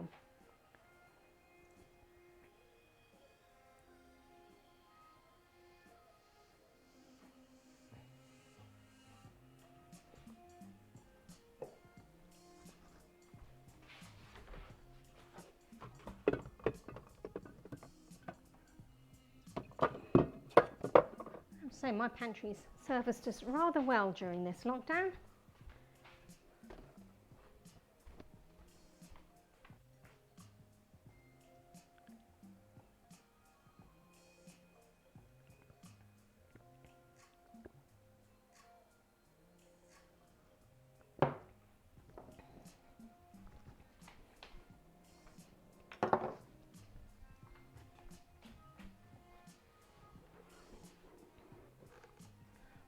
Oh, isn't it nice to see my bench top again?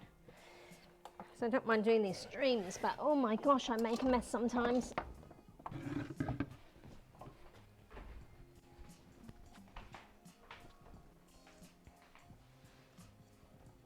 Yep, so back to the cooking.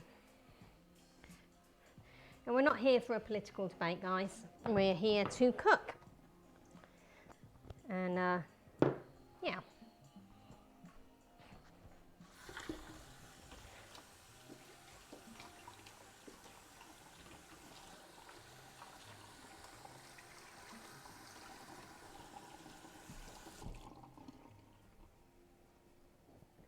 That's starting to cook through. Come along, let's see you brown so we can have a good old taste test. Oh, need to run this.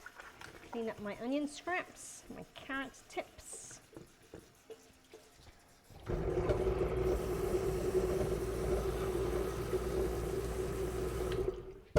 Perfect.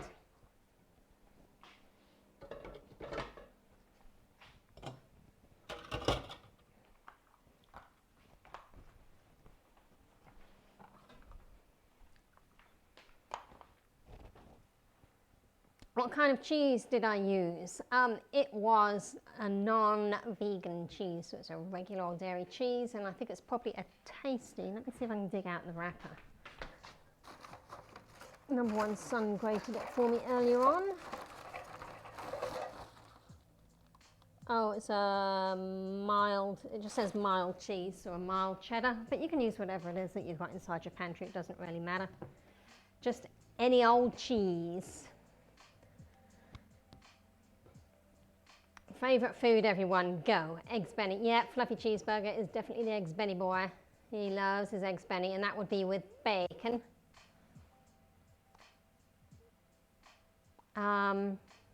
T-bone steak. Really, hubby?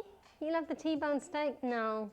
Actually, the thought of a T-bone steak right now just kind of grosses me out. Can't say I'd go down that path. Whilst I'm doing this, let's just see if I can put this thyme back into my...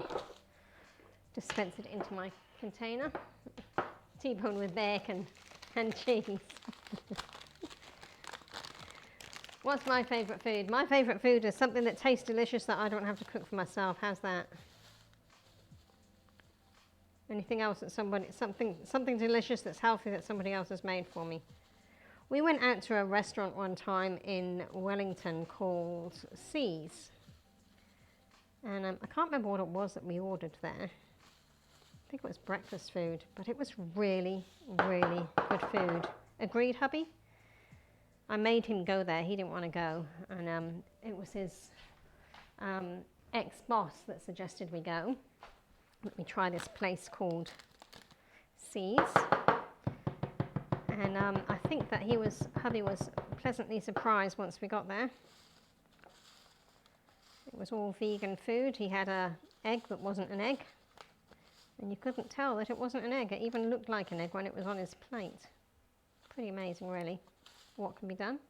I can't say my skills are that good, but it was good. Yeah, it's one of those restaurants when you go to a city that you very, very rarely frequent because it's on another island to us, and it's quite expensive to get across there to see it. You sit down, someone suggested, oh, you've got to go to this restaurant, and you go to that restaurant and you order your food, and it was delicious, and it sticks inside your head that, damn, I wasn't expecting this to be nice, I'm going to go back there again next time in Wellington. Then yeah, you tend to remember what it was, that the food was delicious, but I can't remember what it was that I ordered. Oh, didn't we order, hubby, didn't you have pancakes and I had waffles? I think he had pancakes with the egg on the side. My waffles had berries or whatever, but they were just absolutely delicious. And it was that inner soul cleansing feeling of, you had a fake egg benny thingy. Was it good? Would you go back there again and have it again? It was a while ago. It was several years ago, actually. I'd go back in a heartbeat. I saved them on my Facebook profile as somewhere that I'd go back to again, so I know it was good. It's all right. I thought it was delicious. Definitely go back there again. I might not take hubby with me, but I'm going back there again.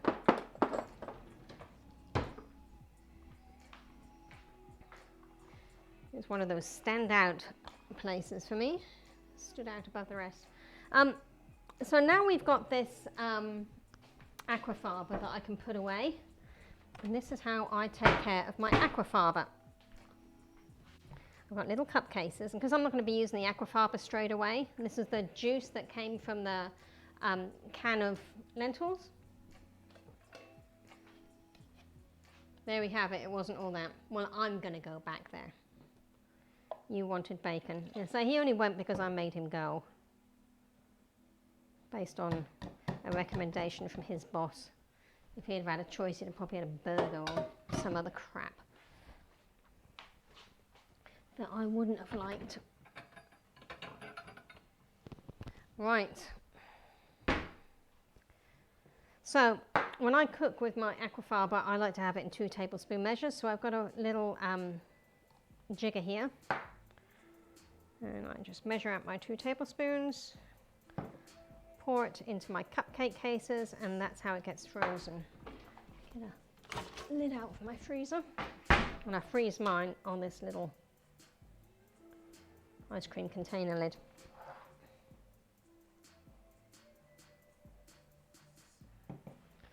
So once these are frozen, I take them out of their little cupcake cases, like little mini muffins, and wrap them inside cling film and store them inside a snap top container to keep them fresh. And depending upon the brand of chickpeas or lentils or whatever that you're straining your aquafaba off of, you get variable amounts of the juice or the liquid that they're cooked in and then canned in. So last time I did this, I only got 5 cupcake cases full, or 10 tablespoons, and this time I'm getting more. So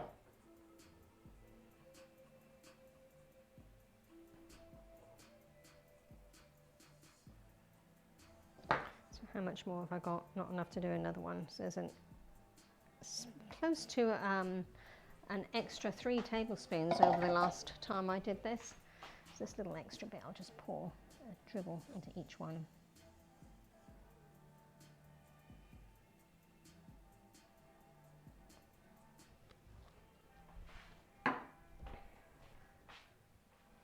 So fit this onto here, and this can all go into the freezer if I can find a space.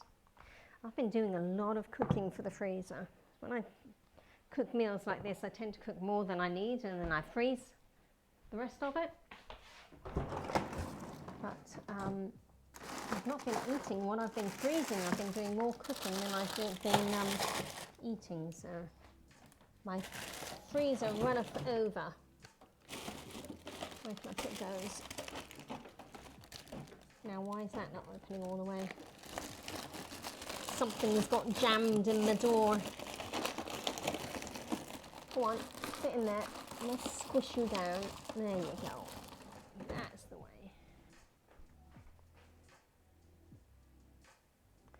Future cooking.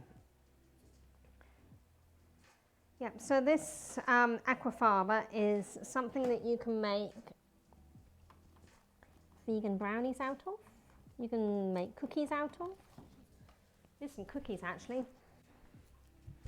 So if you have a look on my stream, you'll find a chocolate chip cookie dough recipe that I rolled into a sausage and I freeze, and I literally take slices off of this and throw it into the oven. They're delicious.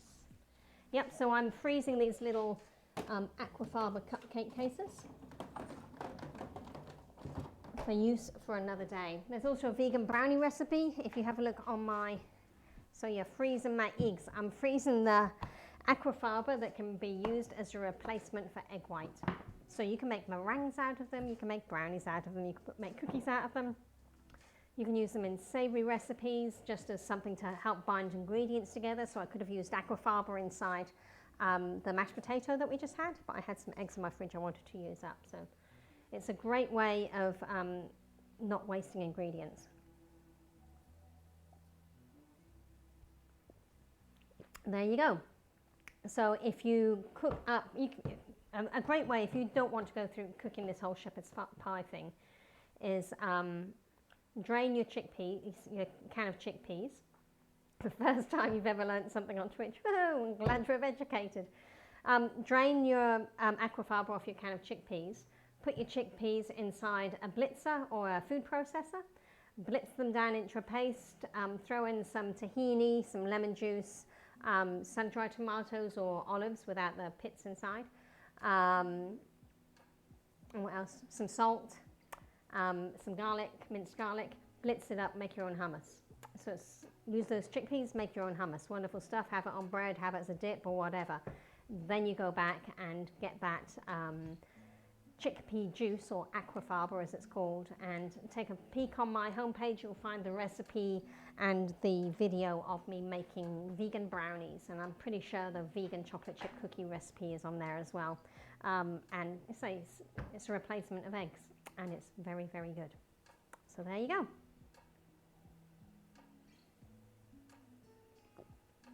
What's the exclamation mark YT? What does that do?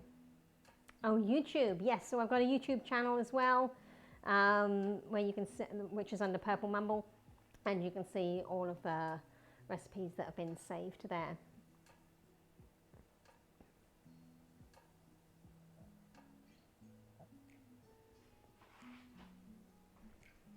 That tea was nice. Right, oh yes, this shepherd's pie's bubbled over. It's making a right old mess. I'm so glad I put that on the second pan inside the oven there. Get a couple of dishes. So I was going to serve this with some cabbage on the side, but I honestly can't be bothered to cook anything more. It's been a long day. Just use eggs. Well, if you're not vegan cooking, then yes, you can just use eggs. Or if you're making hummus or using chickpeas for anything else, why throw the juice out when you can utilize it with something else? And if you wanted to make brownies and you didn't have any eggs, but you've got the aquafaba, then you can still make your brownies, can't you? So that's why. Recipes that you can use either or for. So what you guys been up to so far for your day? M2 Trappy, tell me, what's going on with you, love?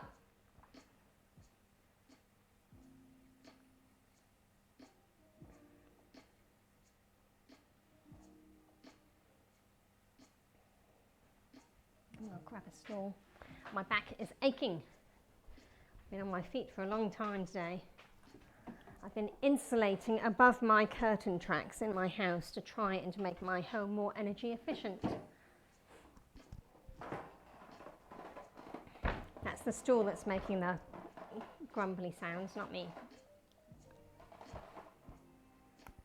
Oh, preparing for the arrival of your little boy. That's so exciting. Don't be nervous, you'll be just fine. Mother Nature is a wonderful thing of making mums. So when are you due?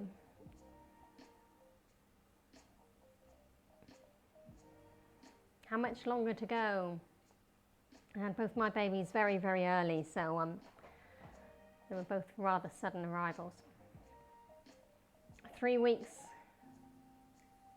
1 due left. Oh, 3 weeks and 1 day perhaps. So are you in lockdown at the moment, Trappy? Today, yeah. Are you in lockdown at the moment, or have you got freedom to roam, or whereabouts are you? That's so exciting. Is it baby number 1? Not long now. So let me see, 3 weeks. So that's going to be towards the end of May, correct? Middle towards the end? No, it won't. It'll be early May. So 3 weeks and a day from today. So something around 7th or 8th of May. You've been in lockdown for ages. First baby. Aww. 11th of May he's due. Well, first baby's probably going to be later than the 11th of May. First babies tend to be late, from what I understand. But so have you got a good midwife? Are you being taken care of? And you're going to be just fine. Just let it happen, love. Have you got the nursery all set up and ready to go? Oh, exciting times ahead. So I didn't know if I was having boys or girls when mine came around. First one was a surprise for both of us. Second one, hubby found out, but I didn't want to know. Yeah, check out Miss Molly Makes. She's just awesome. She's a wonderful online chef. She does lots and lots of streams. She's obviously been doing this for quite a while. I'm still relatively new to the game. Ooh, there goes the beep on the timer. And I can already tell that it needs another 10 minutes. So let's start that up again. Yeah, Miss Molly Makes has obviously been doing this for quite some time, and I think she's got a partner with her that is on site and streams. So, are you going to have a third? No, we're not going to have a third. Really hope so. And yeah, the midwives are amazing. I'm looked after really well. We have almost everything ready, just a few last bits. Well, you know what? There's always going to be something that you don't have. But at the end of the day, much like cooking, you'll make do with something else. I remember when our babies came, they were very small, and we decided we were going to go down the cloth nappy route rather than the disposable nappy route, or diapers, if you might call them diapers. And the cloth nappies that we had were just a muslin nappy, and when we went to go fit them on Bub, they were way too big, so we had to learn to cut the nappies smaller, sew them smaller, fold them smaller, and then the little rubber pants that went on over the nappies, because back in those days they didn't have the wonderful sized ones and pre-fitted ones that they have nowadays. I had to get the rubber pants that go over nappies, and I had to sew like an inch down each side just to make them small enough to fit the babies. No. Hey, yeah, you'll forget a few things, but you've got that. You have, and enjoy the time that you have with Bubs, and I'm sure everything's going to go superbly and smoothly.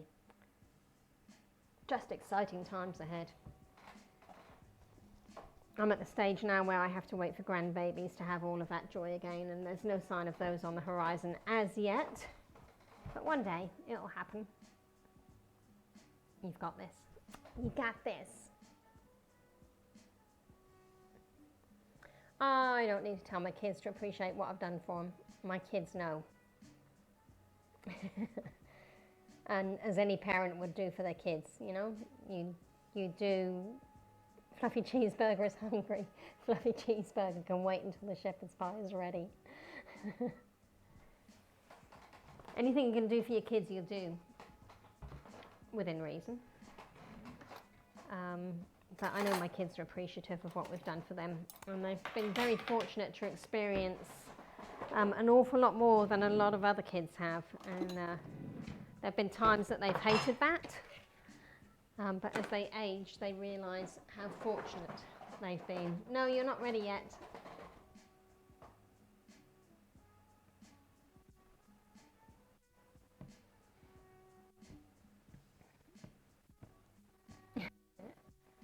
So who is hungry? I'm actually a little bit peckish myself. I'm not overly starving at the moment. I made some sourdough bread the other day, or the bread oven, should I say. Made some sourdough bread. I just threw the ingredients in. And we had some for lunch, and it's probably a little bit denser. I think my yeast is on its way out, because it is a yeast recipe, although sourdough generally doesn't have yeast in it. The recipe that I used did, because I don't have a sourdough starter. How fortunate their mother is making them a meatless pie. Well, it's only number one son is having a meatless pie. I think he would probably prefer to have a meated pie, but this is what he gets. He knows if he wants meat in it, he can make it himself. And he's either too lazy or can't figure out how to make it himself and can't be bothered to figure it out. So there you go. Google's a thing, I tell him. We're not far. I think another 5 minutes and that's going to be just delicious. Hate cooking. You know, I can't say that I love cooking. It's one of those things that you kind of have to do. If you want to eat healthy, then you got to cook your meals yourself generally. Or be short of cash, because you get someone else to do it for you. You'd rather dig a hole than cook. Oh, well, that's excellent news, because I've got a few holes that need digging in the garden. So there you go, sweetheart. Guess what you're going to be doing tomorrow? I've got a whole garden that needs to be turned over, so I'll show you where the spade is, and you can get out there and start digging.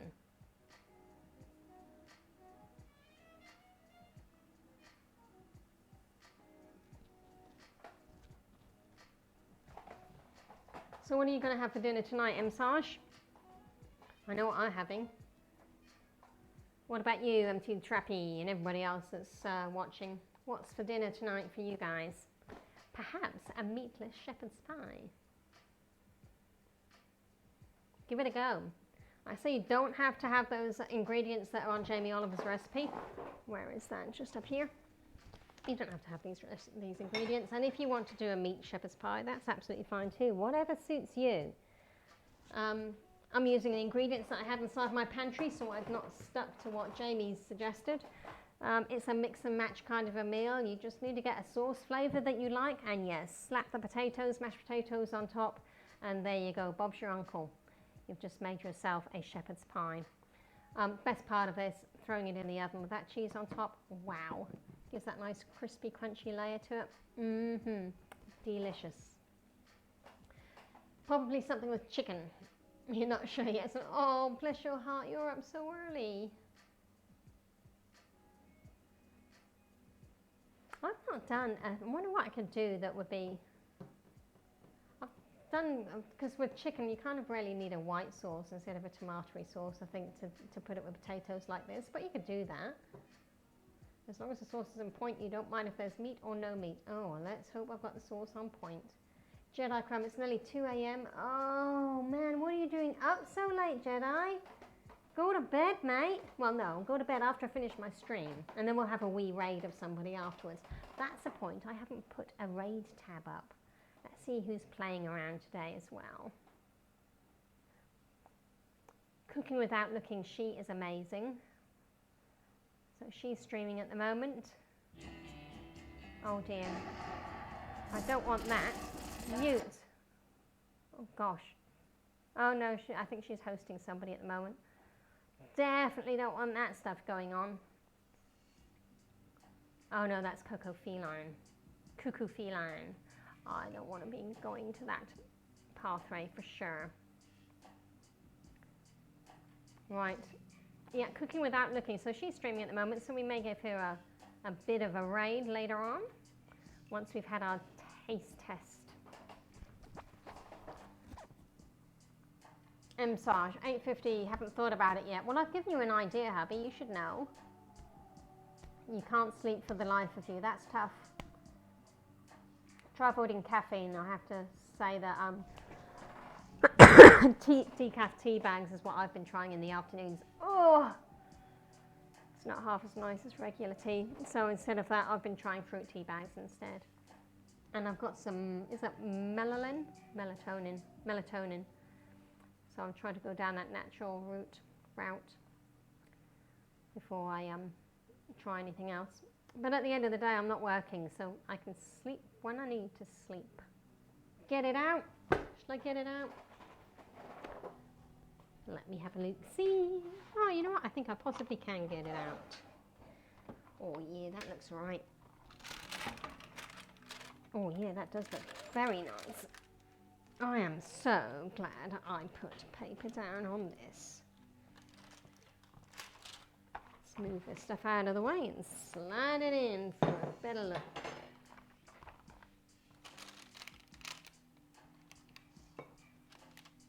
How's that look? And you can see it's kind of bubbled up around the sides here, but if you get that potato to kind of touch on the sides, and if you've got that egg in there as well, or aquafaba if you're using aquafaba, when you're mashing your potatoes, it kind of helps pull it together. The cheese on the top, that's what's given this lovely golden glossiness to it. If you don't have the cheese on top there, then you're just going to get somewhat of a browniness. I'd overfilled my dish, and hence why he's bubbled up and over. So when you're cooking these, and with the egg in it especially, those mashed potatoes are going to puff up a little bit.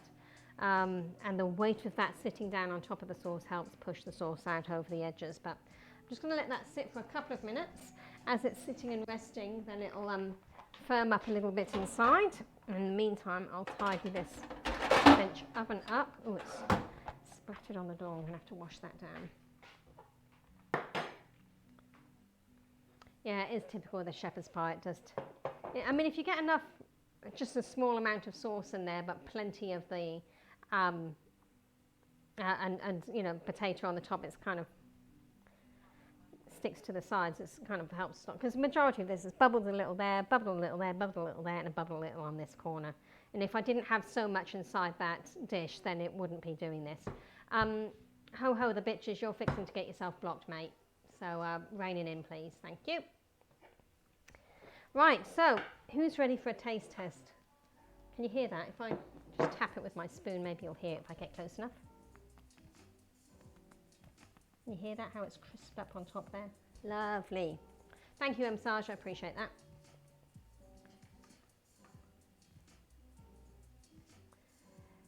Yeah, some people just like to create aggro, don't they? But we'll just ignore what's going on there, shall we? I think Fluffy Cheeseburger will be meandering in shortly. And here's the test as to whether or not I made this sauce firm enough. And I've got a feeling I didn't. Probably needs to be just a little bit thicker. Oh well, she says. Let's just get it served up and see how it turns out. And this is generally Emsa's job, because I absolutely detest serving things, because I always make a mess of them. Yeah, see, I'm making a mess already. Let me go at it from the other angle.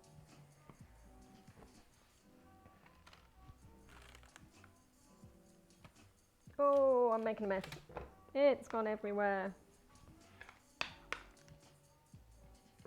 And just slop that on the sides. Oh, I've thrown it all over my bench top, man. What a mess. Hopefully this side will come out a little bit better. And I'll eat the messy one.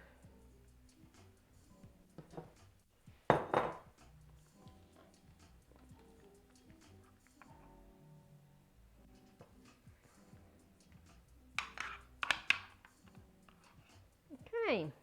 Righto, Fluffy Cheeseburger, where are you, love? It's taste test time. So looking at this, I've just taken, what, a third out of that to feed both of us for tonight. So this is going to last us nicely. Let's put those extra bits on my plate. This is going to last us nicely for 3 meals in total. So that saves me having to cook again for a while. Should I let Fluffy Cheeseburger decide which one he wants when he gets here? What a mess I've made on my bench. Slide this out of the way. Hey, Fluffy! Hey! So which one do you want, Sam? The cheesy one, please. Well, which one looks cheesy to you? Ooh. Let's check. Which one's cheesy? Well, no, don't slide the dishes across there because the bowls are... Right, do we want... Which do we one's want the cheesy one? big fork or little fork? Oh no, that's a hard way of telling it. A Do you want A or B? or B? Which is cheesiest, do you think? A or B? Let's have a chat vote. Fluffy Cheeseburger wants... They both say B. They both say B, so this is B. So, where's Fluffy Cheeseburger's fork? There, the big one for you, little one for me. Whoa, look at that. It's going to be really, really hot, sweetheart. Look at that cheese. Let's have a big shot of your face. Bring your face over here, boy. And take Hello, my eyes people. out. This is Fluffy Cheeseburger. He also streams, as does Emsage. So Fluffy Cheeseburger has learnt to play bass guitar while streaming. He also streams video gaming. And Emsage plays guitar, writes songs, does covers, does a bit of gaming as well. But we're a bit of a streaming family. Well, 3/4 of a stream at least, that I'm aware of. Right. So you said it all is about the sauce, Fluffy? All about the sauce. Mmm. Carrots have cooked to perfection. And so the carrots, you need to kind of fry them off in the pan a little bit with the onion just so that they'll soften enough so when it goes into the oven, the sauce will cook it the rest of the way. We're going to have to score this.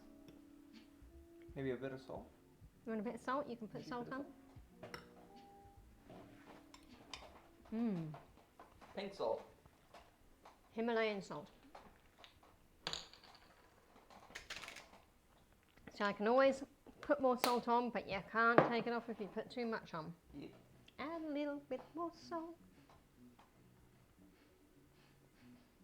It's real hot. It is real hot. Blow on it, mate. Oh, look at my cheese, look. Oh. See how my cheese has done the stringy thingy? Look at that in there. Just lovely. There's more cheese in the fridge if you want more cheese on it. Is he getting more cheese? He's getting more cheese. Gonna have crazy dreams tonight. Mmm. Mhm. Mhm. Scores. Mhm. Should I compare it to a vegan dish or to any dish? I think to a vegan dish because, It's relatively vegan. yeah, So pretty as much for, vegan or vegetarian, mostly. For a vegan dish, Vegan or vegetarian. I'd give it an 8. You give it an 8. For a non-vegan dish, maybe a 6. A 6. Okay. So It does you need are that missing the meat, meat. eh? Yeah, Yeah. he's missing the meat. So Curtis gives it, Fluffy Cheeseburger gives it an 8 out of 10. Or a 6. I think I agree. If he was comparing it to a regular shepherd's pie that has meat in it, he gives it a 6. I'd probably give it a 7 against a regular shepherd's pie. But he's absolutely piling the cheese on top of his at the moment. And a bit more on as well. And a bit more. And a bit more. Oh, you're going to bind yourself up. Stick that under the camera. Show him. Yeah, it's going to be some crazy dreams tonight, people. Yes, he is going to get cheese dreams. So likewise, I give it an 8. I'm enjoying it, and I will definitely make it again.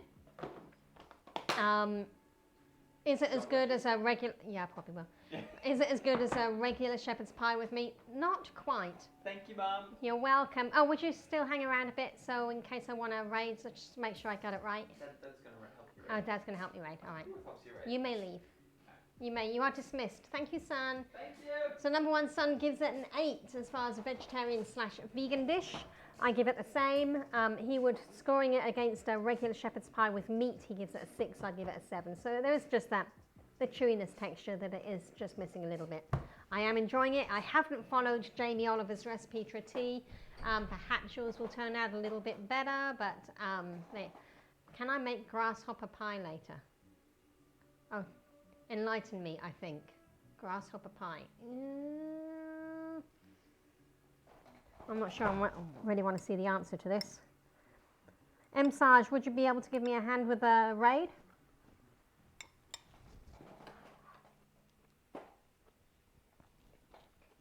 grasshopper pie later. I'm just going to have a quick peek on my Twitch on my, what's his name? To see who is cooking. I do like cooking without looking. She is just absolutely fabulous in what she creates, and this lady is visually impaired, if not completely blind. I'm not certain which, yeah, amazing what she's able to accomplish. So hubby's just going to go and see how much time she has left to finish on her stream. So in the interim, I'm going to set up to see if I can do this myself. And if he comes back and gives me the okay, then I can just hit a go on that. So let me see what he comes back with. And if everybody can just hang around for us whilst we're deciding who we're going to raid.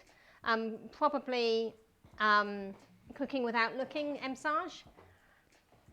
And we'll just see how much time she's got, and if hubby will come back to me and let me know if that's a good one to raid onto.